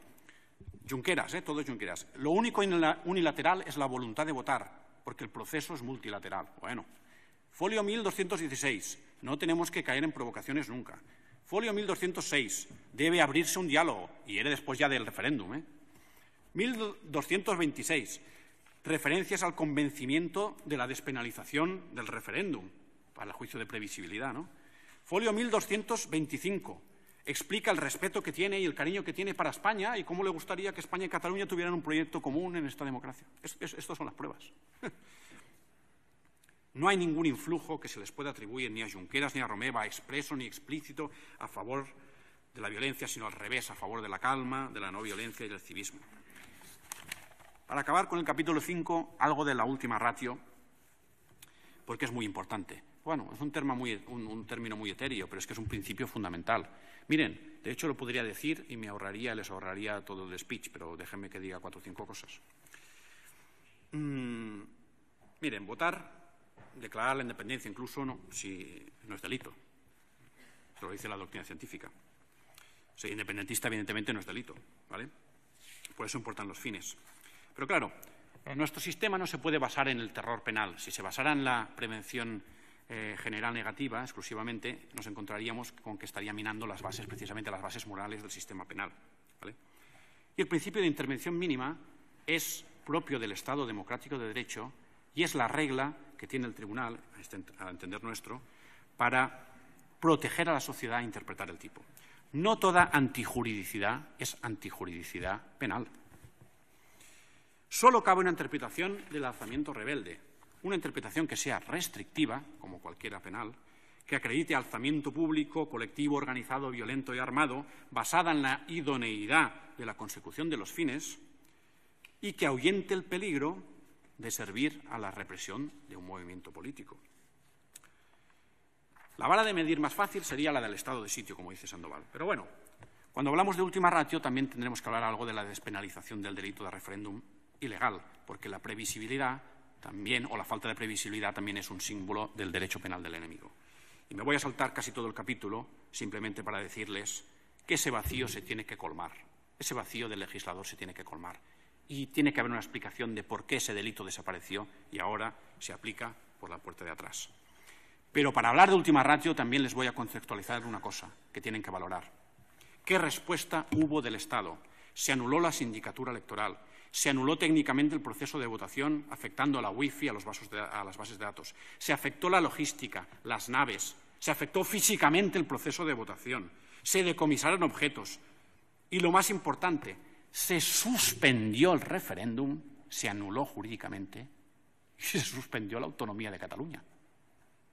O sea que alguien tendrá que contextualizar, porque las acusaciones no han querido ni hablar de eso, la suficiencia de la respuesta del Estado en un caso como el que nos ocupa. Y algo también voy a decir, porque es trending topic, del golpe de Estado kelseniano. Miren, yo creo que incluso el fiscal Zaragoza es autoridad para interpretar las palabras de Kelsen. Y de hecho, lo voy a decir así, no creo que esté equivocado, yo creo que las interpreto bien. El problema es que hablar de golpe de Estado es contraestratégico para la acusación, es la demostración de lo que está sucediendo aquí. Se está confundiendo la desobediencia con la rebelión. Es que es así. Miren, Más allá de que Kelsen está ya superado por los modernos, Kelsen tenía un concepto normativo del golpe de Estado. Ese concepto normativo, que si nos explica, puede dar lugar a muchos tuits y muchos titulares, lo que quieran. Pero lo que está diciendo la acusación, que es lo que dijo la acusación el primer día del procedimiento también, porque es que eso me acuerdo perfectamente, era un día 9 de noviembre, creo que incluso estaba nevando aquí en el Tribunal Supremo, y lo que le dijo el fiscal Cadena pidiendo la prisión de alguno de los acusados, habló de violencia normativa, que es lo mismo que se habla ahora. No sé si fue Zaragoza o Cadena que lo dijo. Bueno, da igual, puede que me esté equivocando. Yo lo que quiero decir es que esa es la gran confusión. Aquí se está confundiendo la desatención a la ley, la desobediencia de manual, que la podemos discutir, con la rebelión. El golpe de Estado normativo, la negación de la norma, la crisis que supone que alguien diga yo no quiero cumplir con una cosa, se traslada a la rebelión. Y eso lo demuestra la utilización de ese vocabulario, porque ese vocabulario lo que confirma es la imposibilidad de basar en razones y en pruebas la pata de la violencia que colma la antijuridicidad y el reproche del tipo de rebelión. Y para eso se vuelven a cambiar las palabras. La violencia normativa, la derogación de la Constitución, el desafío jurídico. Y es eso es lo que dice la Fiscalía.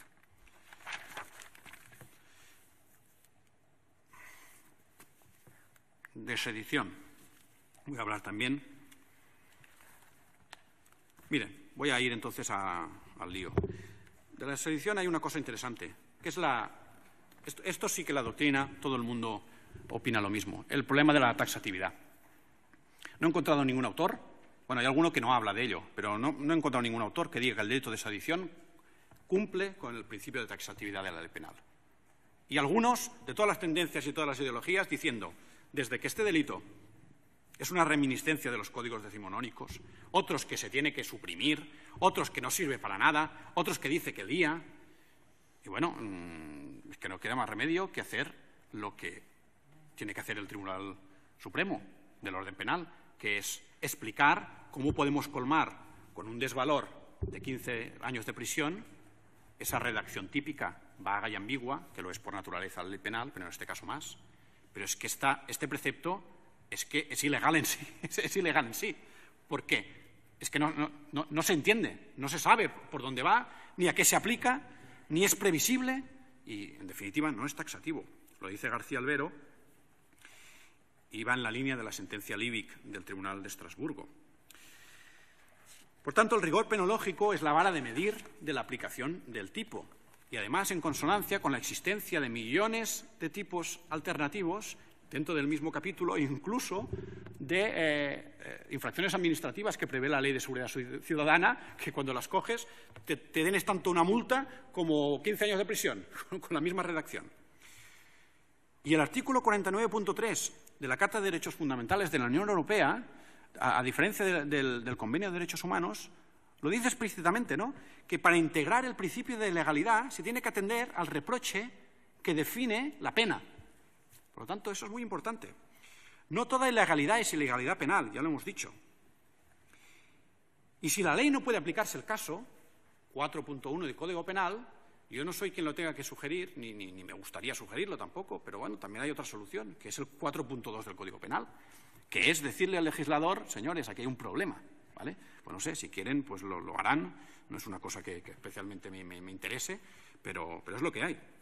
No existe en el entorno europeo ningún equivalente al delito de sedición, ni mucho menos una cosa que tenga prevista esa pena. Pero bueno, tengo que decir, y lo voy a decir muy rápido para recuperar tiempo, que la sedición también tiene que ser violenta. Eso depende de la construcción que se hace del tipo a través de la adición del carácter tumultuario. Lo dicen voces autorizadas, como todas las que cita Sandoval en su monografía, su buena monografía sobre el delito de rebelión. Y, por lo tanto, la sedición también tiene que implicar un alzamiento violento de algún tipo. De hecho, el fiscal general, que en paz descanse, señor Maza, explicaba el 17 de septiembre en una entrevista que se hizo pública, todo el mundo lo vio, cómo tenía dificultades para redactar su acción por el hecho de que ni rebelión ni sedición entendía que se podían aplicar a un contexto en que no había una violencia relevante. En cuanto a la relación con los hechos, evidentemente, tanto el 1 de octubre como el 20 de septiembre se pudieron llevar a cabo las finalidades, ni nadie las impidió, o bueno, las actividades. En cuanto al 20 de septiembre no se alteró, ya lo he dicho, la dinámica del registro. Nadie, que yo sepa, ni ninguno de los detenidos nunca ha protestado, ni ha impugnado ese registro, ni ha dicho que eso fue un despropósito en el sentido de que no se pudo hacer bien. Y el 1 de octubre, evidentemente, tampoco podemos colmar el tipo de sedición. Aquí hay un problema. Si cerrar una puerta, como a veces preguntaba la Abogacía del Estado, dice, ¿la puerta estaba cerrada? Hombre, y cerrar una puerta, yo no sé si te pueden caer 15 años de prisión por cerrar una puerta. Pero bueno, es que tenemos lo de cerrar una puerta, pero después tenemos en Sant Julià de Ramis que van y tiran la puerta al suelo, después viene el alcalde y dice, yo no sé por qué la tiraron si estaba abierta, ¿vale? Y en las imágenes se ve cómo pasan los cables de la cama, estaba abierta. Pero es que después hay los sitios que tienen 2 puertas, ¿vale? Porque eso lo sabe todo el mundo, es que en un centro público y en un colegio, y espero que siga así en los colegios de primaria, hay una puerta de emergencia, ¿vale? Y la gente puede salir por más de un sitio, pero resulta que va, y el señor Emili Gaya, un testigo, dice que en el colegio de la Raureda aparcan los coches y en vez de entrar por la puerta donde no hay nadie, van por la puerta donde está todo el mundo, ¿vale? Si eso es una sedición, pues bueno, es un poco complicado. Pero además voy a explicar una cosa, que es la perversión del sentido de la sedición, que oculta la crítica que estaba diciendo antes al tema de la desobediencia. Miren, el 1 de octubre la gente no fue a parar a la policía. La gente fue a votar. Fue la policía la que fue a parar a la gente. La gente va a votar y resulta que va la policía, en algunos sitios solo, muy pocos, pero va y dice que les va a parar. ¿Y eso es una sedición? Eso es una desobediencia toda la vida. No sé. Es decir, imaginen una manifestación, incluso que no tiene autorización. Muy malos ellos. Están en medio de la calle sin haber pedido autorización. Llega la policía, sea con orden administrativo o judicial, y dice, váyanse de aquí ustedes. Disuelvan la manifestación, y los señores dicen, no, no queremos irnos. Incluso hay un pequeño forcejeo. ¿Eso es una sedición? Eso es una desobediencia de toda la vida. Pero claro, el problema es que la desobediencia no les basta a las acusaciones. La finalidad del 1 de octubre y del 20 de septiembre no es esa finalidad unitaria. La gente fue a hacer lo que quiso hacer. Uno fue a hacer una cosa, el otro a votar que sí, el otro a votar que no. Y por lo tanto no puede haber atribución del hecho a mis clientes, porque todas las invitaciones, propuestas o ideas que hicieron Junqueras y Romeva esos días fueron de participar en una votación, alertando la necesidad de compatibilizarlo con la paz pública, sobre la base del convencimiento del nulo reproche penal de esa situación, inserto en un mensaje generalizado de civismo. Confío que mis compañeros, y estoy seguro, podrán suplirme en lo que no pueda haber dicho.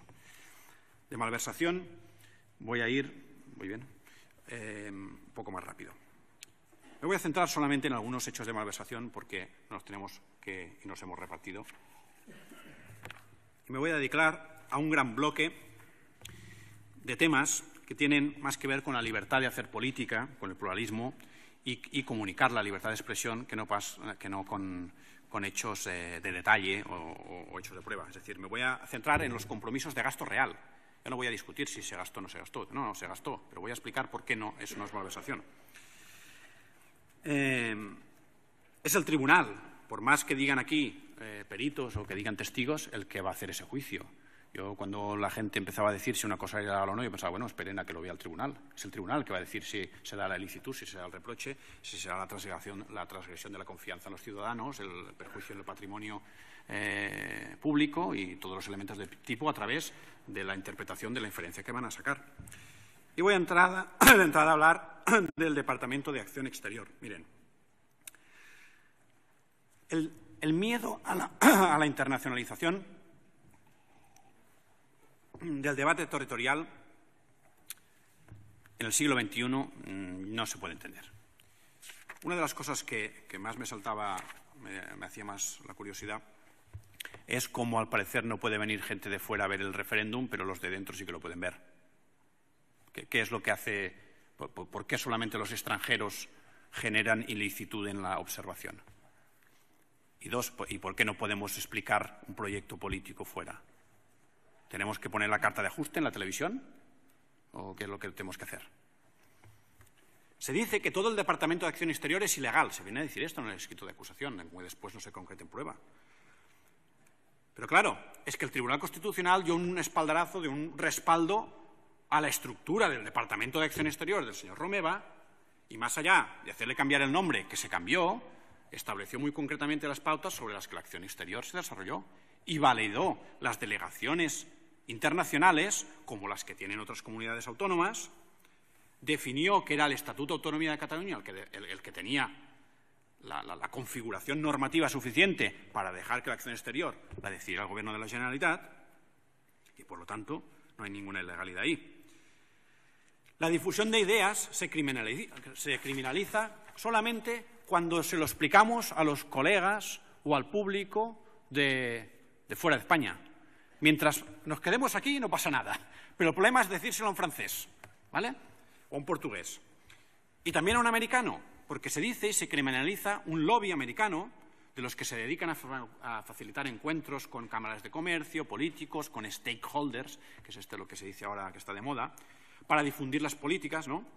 Es decir, para promover la imagen de Cataluña y sus ideas, y al parecer lo que se dijo en alguna de las reuniones en Estados Unidos convierte eso en una malversación. Pero claro, es que es un lobby que se pagó siguiendo la ley de lobby, se hizo público, y yo la verdad es que no sé, tampoco, no me da la sensación que en este juicio alguien haya explicado qué se dijo en Estados Unidos que fuera tan grave. Si es que la palabra, aparte de casos de apología y de incitación al odio, puede ser tan grave para generar una ilícito penal. Yo la verdad es que no lo sé. Y después nos vamos a las conferencias de Bruselas. Es que, claro, ¿qué hacía ilegal la conferencia en Bruselas de estos señores de enero de 2017? ¿Qué es lo que la hacía ilegal? ¿De qué hablaron? Estaba organizado por eurodiputados, sin oposición del Gobierno español. Después resulta que lo mismo que dicen en enero lo dicen en mayo dentro de España y no pasa nada ni nadie lo ha impugnado. ¿Qué es lo que pasó? Es un acto de expresión de un gobierno que tiene una legitimidad basada en votos y que yo creo que tiene derecho a explicar lo que quiera, más allá del límite. Y ese límite está definido en el sistema penal como la incitación al odio, la apología o la inducción al delito. Pero claro, es que fueron a Bruselas y si miramos lo que dijeron y lo que dijo aquí los eurodiputados Ana Gómez y Ivo Weigel, se ve que Junqueras habló de economía y que Romeva habló de la perspectiva europea, del diálogo y el compañerismo de todos los europeos. Y eso integra el delito de malversación.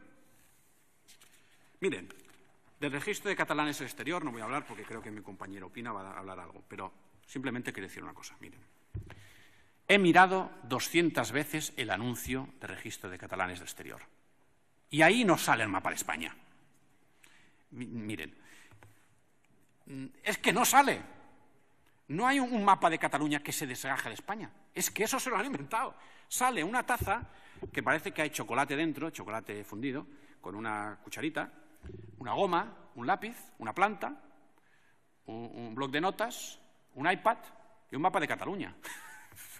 Pero es que España no está. Otra cosa es que, bueno, pues podría estar si quieren ustedes, ¿no? Pero bueno, yo qué sé, no está.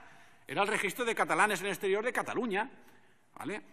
Y esa publicidad tiene que ser muy subliminal, ¿eh? Muy subliminal para integrar un delito de malversación, porque además lo que soporta son prestaciones reales.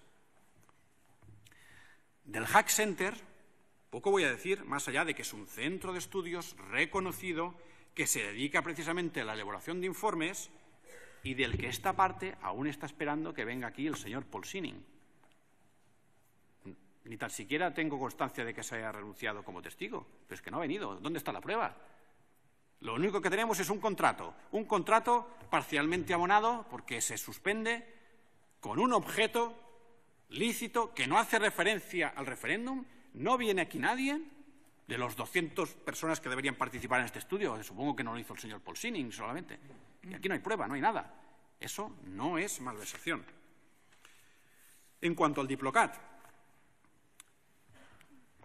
ha quedado clarísimo, es un consorcio público-privado de 39 entidades que tiene un pleno, entre ellos deciden por unanimidad, tienen un presupuesto en el que forma parte, pone dinero público, evidentemente se somete a la ley de los contratos del sector público, se relaciona con el Gobierno catalán a través del departamento del señor Romeva, aunque disfruta de una dirección autónoma, lo dijo el señor Royo, como ente autónomo que es, que después del 155 fue reabierto, que tiene unos programas de visitantes internacionales históricos que se producen 10 al año, pero claro, aquí hay un problema, que es que todo lo que coincide con el referéndum en el tiempo es ilegal. Porque claro, se ve que los visitantes internacionales hace 10 años que vienen a Cataluña, pero el problema es que hay unos que vienen del 27 de septiembre al 8 de octubre.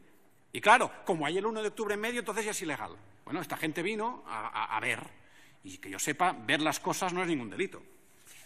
Aquí lo declararon Bernard von Grünberg y Andrei Junco, y bueno, son programas, no sé qué más decir, la verdad.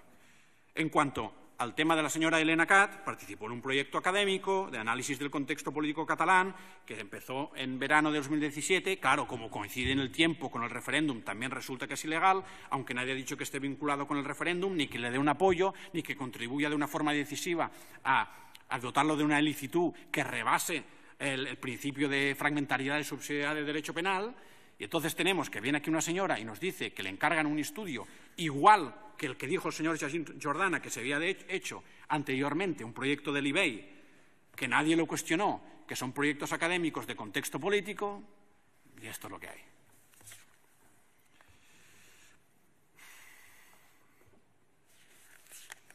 Me voy a soltar todo lo de malversación. Vale. Voy a hablar algo de otros delitos muy, muy rápido. Espero que también algún compañero tenga la amabilidad de suplirme. Cuanto a la organización criminal, no voy a dedicar mucho tiempo a la refutación de la pretensión de esta pretensión acusatoria, más allá de los problemas de doble valoración, de bis in idem, de concurrencia, que son evidentes. Es evidente que la organización criminal supone un desvalor específico que tiene que estar orientado, que tiene que estar basado efectivamente no solamente en la estructura y la orientación de esa organización, sino el propósito ese de cometer delitos de una unión duradera con reparto de roles y funciones. Miren, yo creo que si Vox no lanzó 400 veces la caña, no la lanzó ninguna. La tiró ahí, vamos a ver si salían los líderes, si salían, la tiró, pero no pescó ni un pez, ¿vale? Como decía el instructor de todos los atestados, el N29100C, el 15 de abril, dice, ahí no había jerarquía alguna, ¿vale? Yo lo de la jerarquía no lo sabía encontrar. Yo creo que la jerarquía o el liderazgo o el motor es una construcción que es interesante para la acusación, para fundamentar la pretensión punitiva que reclama, pero aquí tampoco ha habido mucha prueba ni mucha historia de jerarquías ni historias. De hecho, los roles que se atribuyen a los señores Viver Pisunyer y Santiago Vidal, que eran los ideólogos, son gente no procesada en este procedimiento, y por lo tanto yo creo que es impensable acudir a la hipótesis de la organización criminal. Y en cuanto a la desobediencia, yo creo que es en realidad la discusión real de este juicio. Yo creo que muchas veces en el juicio hemos estado todo el rato oyendo hablar de desobediencia y de desobediencia y de desobediencia. Nos hemos acordado mucho del 9N y el problema de la desobediencia ya es otro. El problema es entonces ya el de la ponderación de derechos fundamentales, el problema de la articulación de respuestas a qué pasa cuando una opción política mayoritaria respaldada por votos basada en un programa electoral se encuentra ante la tesitura de hacer acción de gobierno, ¿no? Y entonces se produce ese choque, ¿no? Ese choque en un sentido jurídico, ¿no? Pero desde el punto de vista de la tipicidad, también esa desobediencia se tendrá que articular, y yo creo que cuando hable mi compañera sobre el Parlamento, ahí se va a visibilizar el conflicto que se produce ante una desobediencia formalista bajo los principios de última ratio del derecho penal. Pero bueno, yo lo voy a dejar aquí. Voy por el capítulo 9 y ya estoy terminando. Este capítulo tiene importancia. Habla de derechos fundamentales. Derechos fundamentales y contrapesos. Miren, los derechos fundamentales, aunque nosotros hayamos hecho una alternativa de justificación, que lo tengo que decir sinceramente, es otro idioma. Es decir, nosotros hemos proporcionado en nuestra alternativa un idioma por si la sala le gusta más, pero no estamos convencidos de ello. Nosotros creemos que los derechos fundamentales forman parte, en un Estado social y democrático de derecho, de la integración del juicio de tipicidad. Y lo decimos sinceramente. No es una cosa que lo diga porque sí, es que lo creo en el foro interno. Es decir, yo creo que esto es el siglo XXI del derecho penal. Es el derecho penal que se resiste a contribuir a al avanzamiento de las fronteras de protección, es el derecho penal que va a la par de una evolución del derecho procesal penal, que tiende al sistema adversarial de la ley del jurado, a las garantías, si quieren, al juez de garantías. Ese futuro es el futuro en el que la tipicidad y los límites del ius puniendi se materializan en este análisis sobre los derechos fundamentales e incluso, diría, sobre los intereses de la sociedad, ¿no? Y lo que es evidente es que no se persigue a la gente, a los votantes, ni el 1 de octubre, ni los manifestantes del 20 de septiembre, porque ejercían derechos fundamentales. Esto es así. Y ahora voy a hablar de derechos fundamentales que supongo que les va a evocar todos los hechos de los que he hablado anteriormente. Miren, primero es sorprendente que la Fiscalía realmente encarara el tema del derecho a la autodeterminación. Yo creo que ha hablado más de autodeterminación que las defensas. Yo creo que incluso creo que la palabra que usó el fiscal Zaragoza fue que impugnó el derecho de autodeterminación.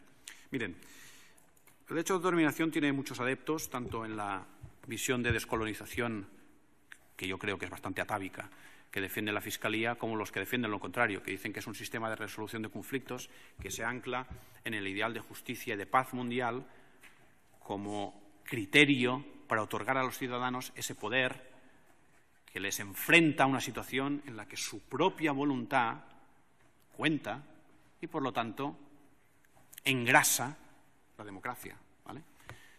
Pero es que me da igual, porque yo no digo que Cataluña o este juicio se base en si hay un derecho a la autodeterminación. Esto es una cosa casi del Tribunal de la Haya, ¿no? Yo lo que digo es qué pasa cuando un político cree que el pueblo tiene derecho a la autodeterminación y, por lo tanto, lo tenemos que trasladar a libertad ideológica, libertad de expresión, o relacionarlo si lo quieren. Yo creo que esto es lo que más interesa. Es decir, el tema es qué sucede cuando en unas elecciones se vota a un partido legal, con un programa político legal, que explícitamente habla de un referéndum y de la persecución de la independencia, y cómo la democracia trata ese hecho. Ya, pero es que ustedes no tienen derecho. No. Yo lo que digo es si yo tengo derecho a hablar de autodeterminación y si tengo derecho a discutir aquí y fuera. Si tengo derecho a preguntarle a la gente qué opina o si tengo siempre que inventarme plebiscitarias o trucos porque no le puedo preguntar. Esa es la pregunta. Y con relación al principio democrático se suma en la protección de esos derechos, porque el principio democrático les otorga a estos señores pues un espaldarazo, un backup, ¿no? Que es decir, señores, si ustedes llevan tiempo hablando de esto, si la gente mayoritariamente quiere hablar de esto, si nuestra sociedad mayoritariamente tolera hablar de esto, hablemos de esto. Y hablar es expresarse, y hablar es discutir, y hablar es dialogar. Y hablar es también votar. Eso es de lo que se trata.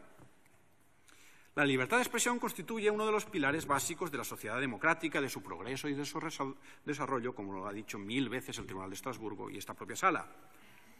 ¿Y de qué puede hablar un político? De cuestiones de interés público. Ese es el criterio de Estrasburgo, caso Perinchek, ¿vale? Y ahora piensen en la criminalización de las conferencias. La libertad de expresión también protege aquellas opiniones chocantes que ofenden y que hieren. Sentencias Nielsen y Johnson contra Noruega. ¿Y qué debe permitir la libertad de expresión?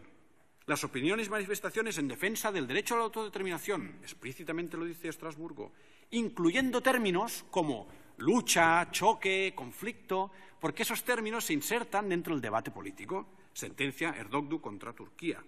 Y ahora, recordemos, criminalización del significado del discurso político, que es lo que pretende la acusación. En democracia deben asegurarse todos los puntos de vista. Y ahora vayamos a la protesta.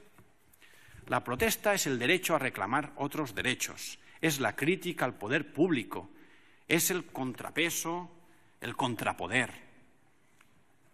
La causa finalmente está cumpliendo los augurios del profesor Gargarella, que lo cito porque fue profesor mío y es un genial teórico de la filosofía del derecho. Cuando él se preguntaba en su libro sobre la libertad de expresión, dice, ¿por qué siempre se va al derecho penal? ¿Por qué siempre tenemos que poner el derecho penal a las primeras de cambio? Protestar no es intimidar, protestar no es odiar. Y ahora, recuerden, miradas de odio, gritos, cánticos, insultos. Eso es lo que se ha visto en el juicio. A mayor amplitud del concepto de odio, mayor peligro para la democracia, lo dice la sentencia del caso Pussy Riot del año 2018. Derechos de reunión y manifestación. En la manifestación y en la reunión deben asumirse los inconvenientes para todo el mundo, sentencia en este caso de Luxemburgo, caso Eugen Schmidt-Berger contra Austria. ¿Y qué sucede con los actos de violencia, si es que los hay? La posibilidad de que gente singular haga actos de violencia incluso dentro de una estructura de una manifestación convocada no hace desaparecer el derecho, caso Kudrevicius contra Lituania. Deben tolerarse las reuniones incluso cuando son ilegales, caso Kudrevicius. El exceso, la provocación, la indisciplina no limita la validez del derecho y es imputable solamente, principios básicos del derecho penal, a su autor, al que controla el riesgo, al quien lo ha creado. Y para impedir inventos contrarios a la responsabilidad por el hecho, que es un indicio más del derecho penal del enemigo, tenemos la sentencia muy interesante Ezelin contra Francia del 91, que se pronuncia directamente contraria a responsabilizar a alguien por los actos violentos de otro, al estilo de la sentencia de nuestro Tribunal Constitucional 69 del 2016. Quien no abandona una manifestación donde hay violencia o cuando no se desolidariza con la manifestación violenta, no por eso es responsable. Más allá de que cuando le ponen el mico a Cruchar va y condena los actos de violencia, pero bueno, o los daños, ¿vale? Pero esto ya es otra historia, porque no le haría falta hacerlo, porque es un derecho fundamental, es una carta de triunfo. Y los contrapesos. En nuestro escrito de defensa están reseñadas todas las infracciones de derechos fundamentales que se produjeron fundamentalmente durante la instrucción. Miren, yo voy a destacar solamente las más importantes. Falta de acceso a otras causas, instrucción 13, instrucción 7, juzgado central de instrucción. Acceso en ocasiones a esas causas o a parte de esas causas sin posibilidad de participación contradictoria. Imposibilidad de utilización de prueba denegada o afectada por las restricciones de la condición de coacusados. Las declaraciones de los coacusados se han hecho en otros procedimientos y no han llegado aquí. Son prueba límite. Construcción de la tesis de cargo en base a una injerencia generalizada en derechos. Limitaciones a la tarea defensiva derivadas del encarcelamiento. Proposición sorpresiva de medios de prueba, en este caso me refiero más a la abogacía del Estado, en la fase final del plenario. Bien, tenemos esto.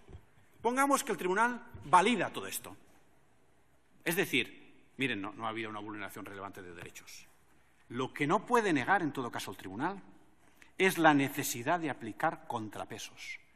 La teoría de los contrapesos o contrabalances, que está tan de moda y que es por donde va a ir la jurisprudencia de Estrasburgo en breve, desde las sentencias a Alcahuaja, que ya lo deja apuntar por ahí, no es la solución. A mí no me gusta el sistema de contrapesos porque yo creo que la vulneración aquí ha sido flagrante.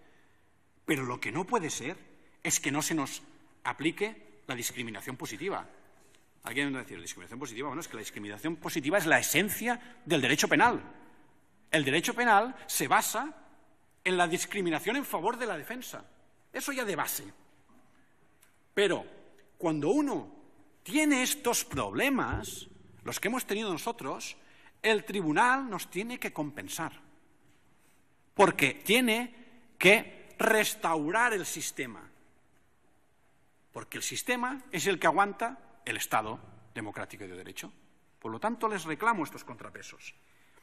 Y aún me he dejado una vulneración fundamental, la que haría que ese contrapeso necesitara de una piedra de 200 toneladas, que es la vulneración de la presunción de inocencia.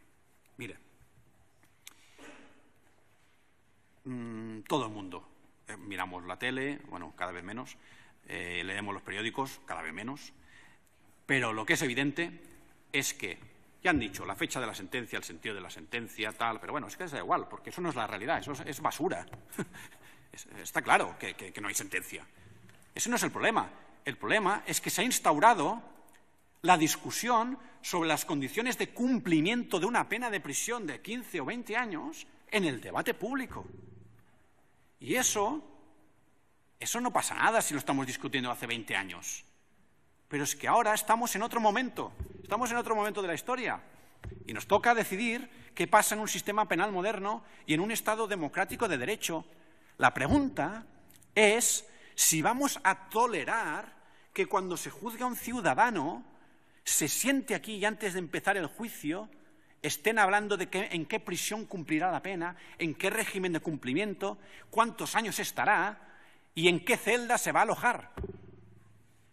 Y eso el tribunal lo tiene que reparar en bien no solamente de los acusados y de nuestras pretensiones, sino yo creo en bien de todo el mundo. Estoy en el capítulo 10, el último. Miren, voy a hablar de modelo de Estado. De democracia no hablamos nosotros solamente. De democracia ha hablado este Tribunal Supremo 200 millones de veces. A veces yo siempre me reía cuando decían, estás haciendo un juicio político. ¿Un juicio político? Si yo hablo de democracia. Democracia habla el Tribunal Supremo. La democracia es un principio que informa al sistema y que está en todas sus sentencias. ¿Vale? Entonces la pregunta es, ¿qué modelo de Estado queremos?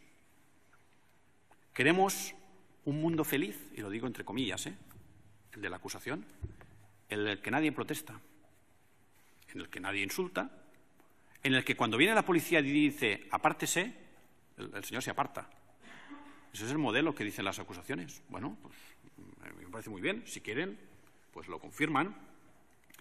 Ese modelo del exministro Zoido, cuando decía aquí, me acuerdo que decía una cara como diciendo, pero ¿por qué fueron a votar? No decía eso, ¿no? Bueno, fueron a votar porque, mire, porque querían votar. ¿Qué quiere que le diga? Es que esto es la democracia. Pero no, la democracia no es el derecho a voto, es que en la democracia se hacen cosas, ¿no? ¿Cómo reacciona una democracia ante eso? Y frente a la obediencia, tanto la democracia como todos los sistemas responden igual. No hay problema. El problema es frente a la protesta. Ahí es donde se ve cómo responde una democracia o un Estado autoritario. Ahí es el problema. Porque claro, cuando nadie protesta y todo va bien, no hay problema. El problema y la pregunta y el modelo de Estado que este Tribunal Supremo imprimirá en su decisión o manifestará como concepto o idea o andamiaje de su decisión, el modelo de Estado es el que responde a la protesta de determinada forma, a la desobediencia incluso les diría. Y eso es lo complicado, eso ya no es tan fácil. En el derecho penal del enemigo, acuérdense, no es dos caras de la moneda. El derecho penal del enemigo es un termómetro que se confunde con el derecho penal democrático y que tenemos que poner el nivel.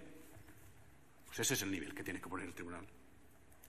Allí donde los derechos fundamentales tienen que tener efectividad como valores informadores, tendrán que integrar la tipicidad y la última ratio. Porque los derechos fundamentales son cartas de triunfo, lo dije en mi primera intervención, como uno de ellos es la libertad. Y fíjense que la restricción de la libertad es también otro elemento del derecho penal del enemigo. Y fíjense también que no estoy haciendo una solicitud formal de libertad provisional. Estoy diciendo simplemente, como lo dije otra vez, que el tribunal es dueño y señor de sus decisiones y puede modificarlas en cualquier momento. Y finalmente, para acabar ya, oportunidad. Mire, yo siempre acabo, bueno, es que lo digo desde el corazón, es que este juicio es una oportunidad. Este juicio es muy bonito, en parte es muy bonito, porque es una fórmula para llegar a un punto de superar una crisis. Es así. Les invito a que lo miren de esta forma. Tenemos una oportunidad porque la política no va a desaparecer. La gente, frente al bloqueo de las negociaciones y todo, no va a dejar de protestar. Esto es así. Y le tenemos que devolver la pelota a la política. Yo creo que esto es una cosa interesante que puede hacer la sentencia. Miren, el secretario de todos los atestados policiales, el N29100C, dijo, me acuerdo perfectamente, dijo, cuando le decían, ¿cómo se planteaban las hojas de ruta? No sé qué, dice, se planteaban en términos de negociación. Pues claro, porque la política es negociación. Y la negociación es interdependiente. Y la negociación es multilateral. Y cuando no hay negociación y cuando no hay política, hay protesta y hay indignación. Porque en Cataluña lo que hay es indignación, como dijo esa vecina, creo María Jesús, dijo: estoy indignada. En otras palabras, lo dijo Urkullu cuando dijo que hablaba con Rajoy y decía que en Cataluña había crispación, y que no deja de ser la desafección de Montilla del año 2010 evolucionada. Este es el punto en el que estamos. Y en ese punto, yo lo que les digo es que estamos ahí, con la mano tendida, para solucionar este conflicto. Y eso es lo que creo que esta sentencia tendría que ser. Espero haberles ayudado con algunos de los argumentos a hacer la mejor de las sentencias, pero sobre todo la sentencia que resuelva conflictos, porque eso yo creo que es el valor más honesto y el más noble de la Administración de Justicia. Y nada más.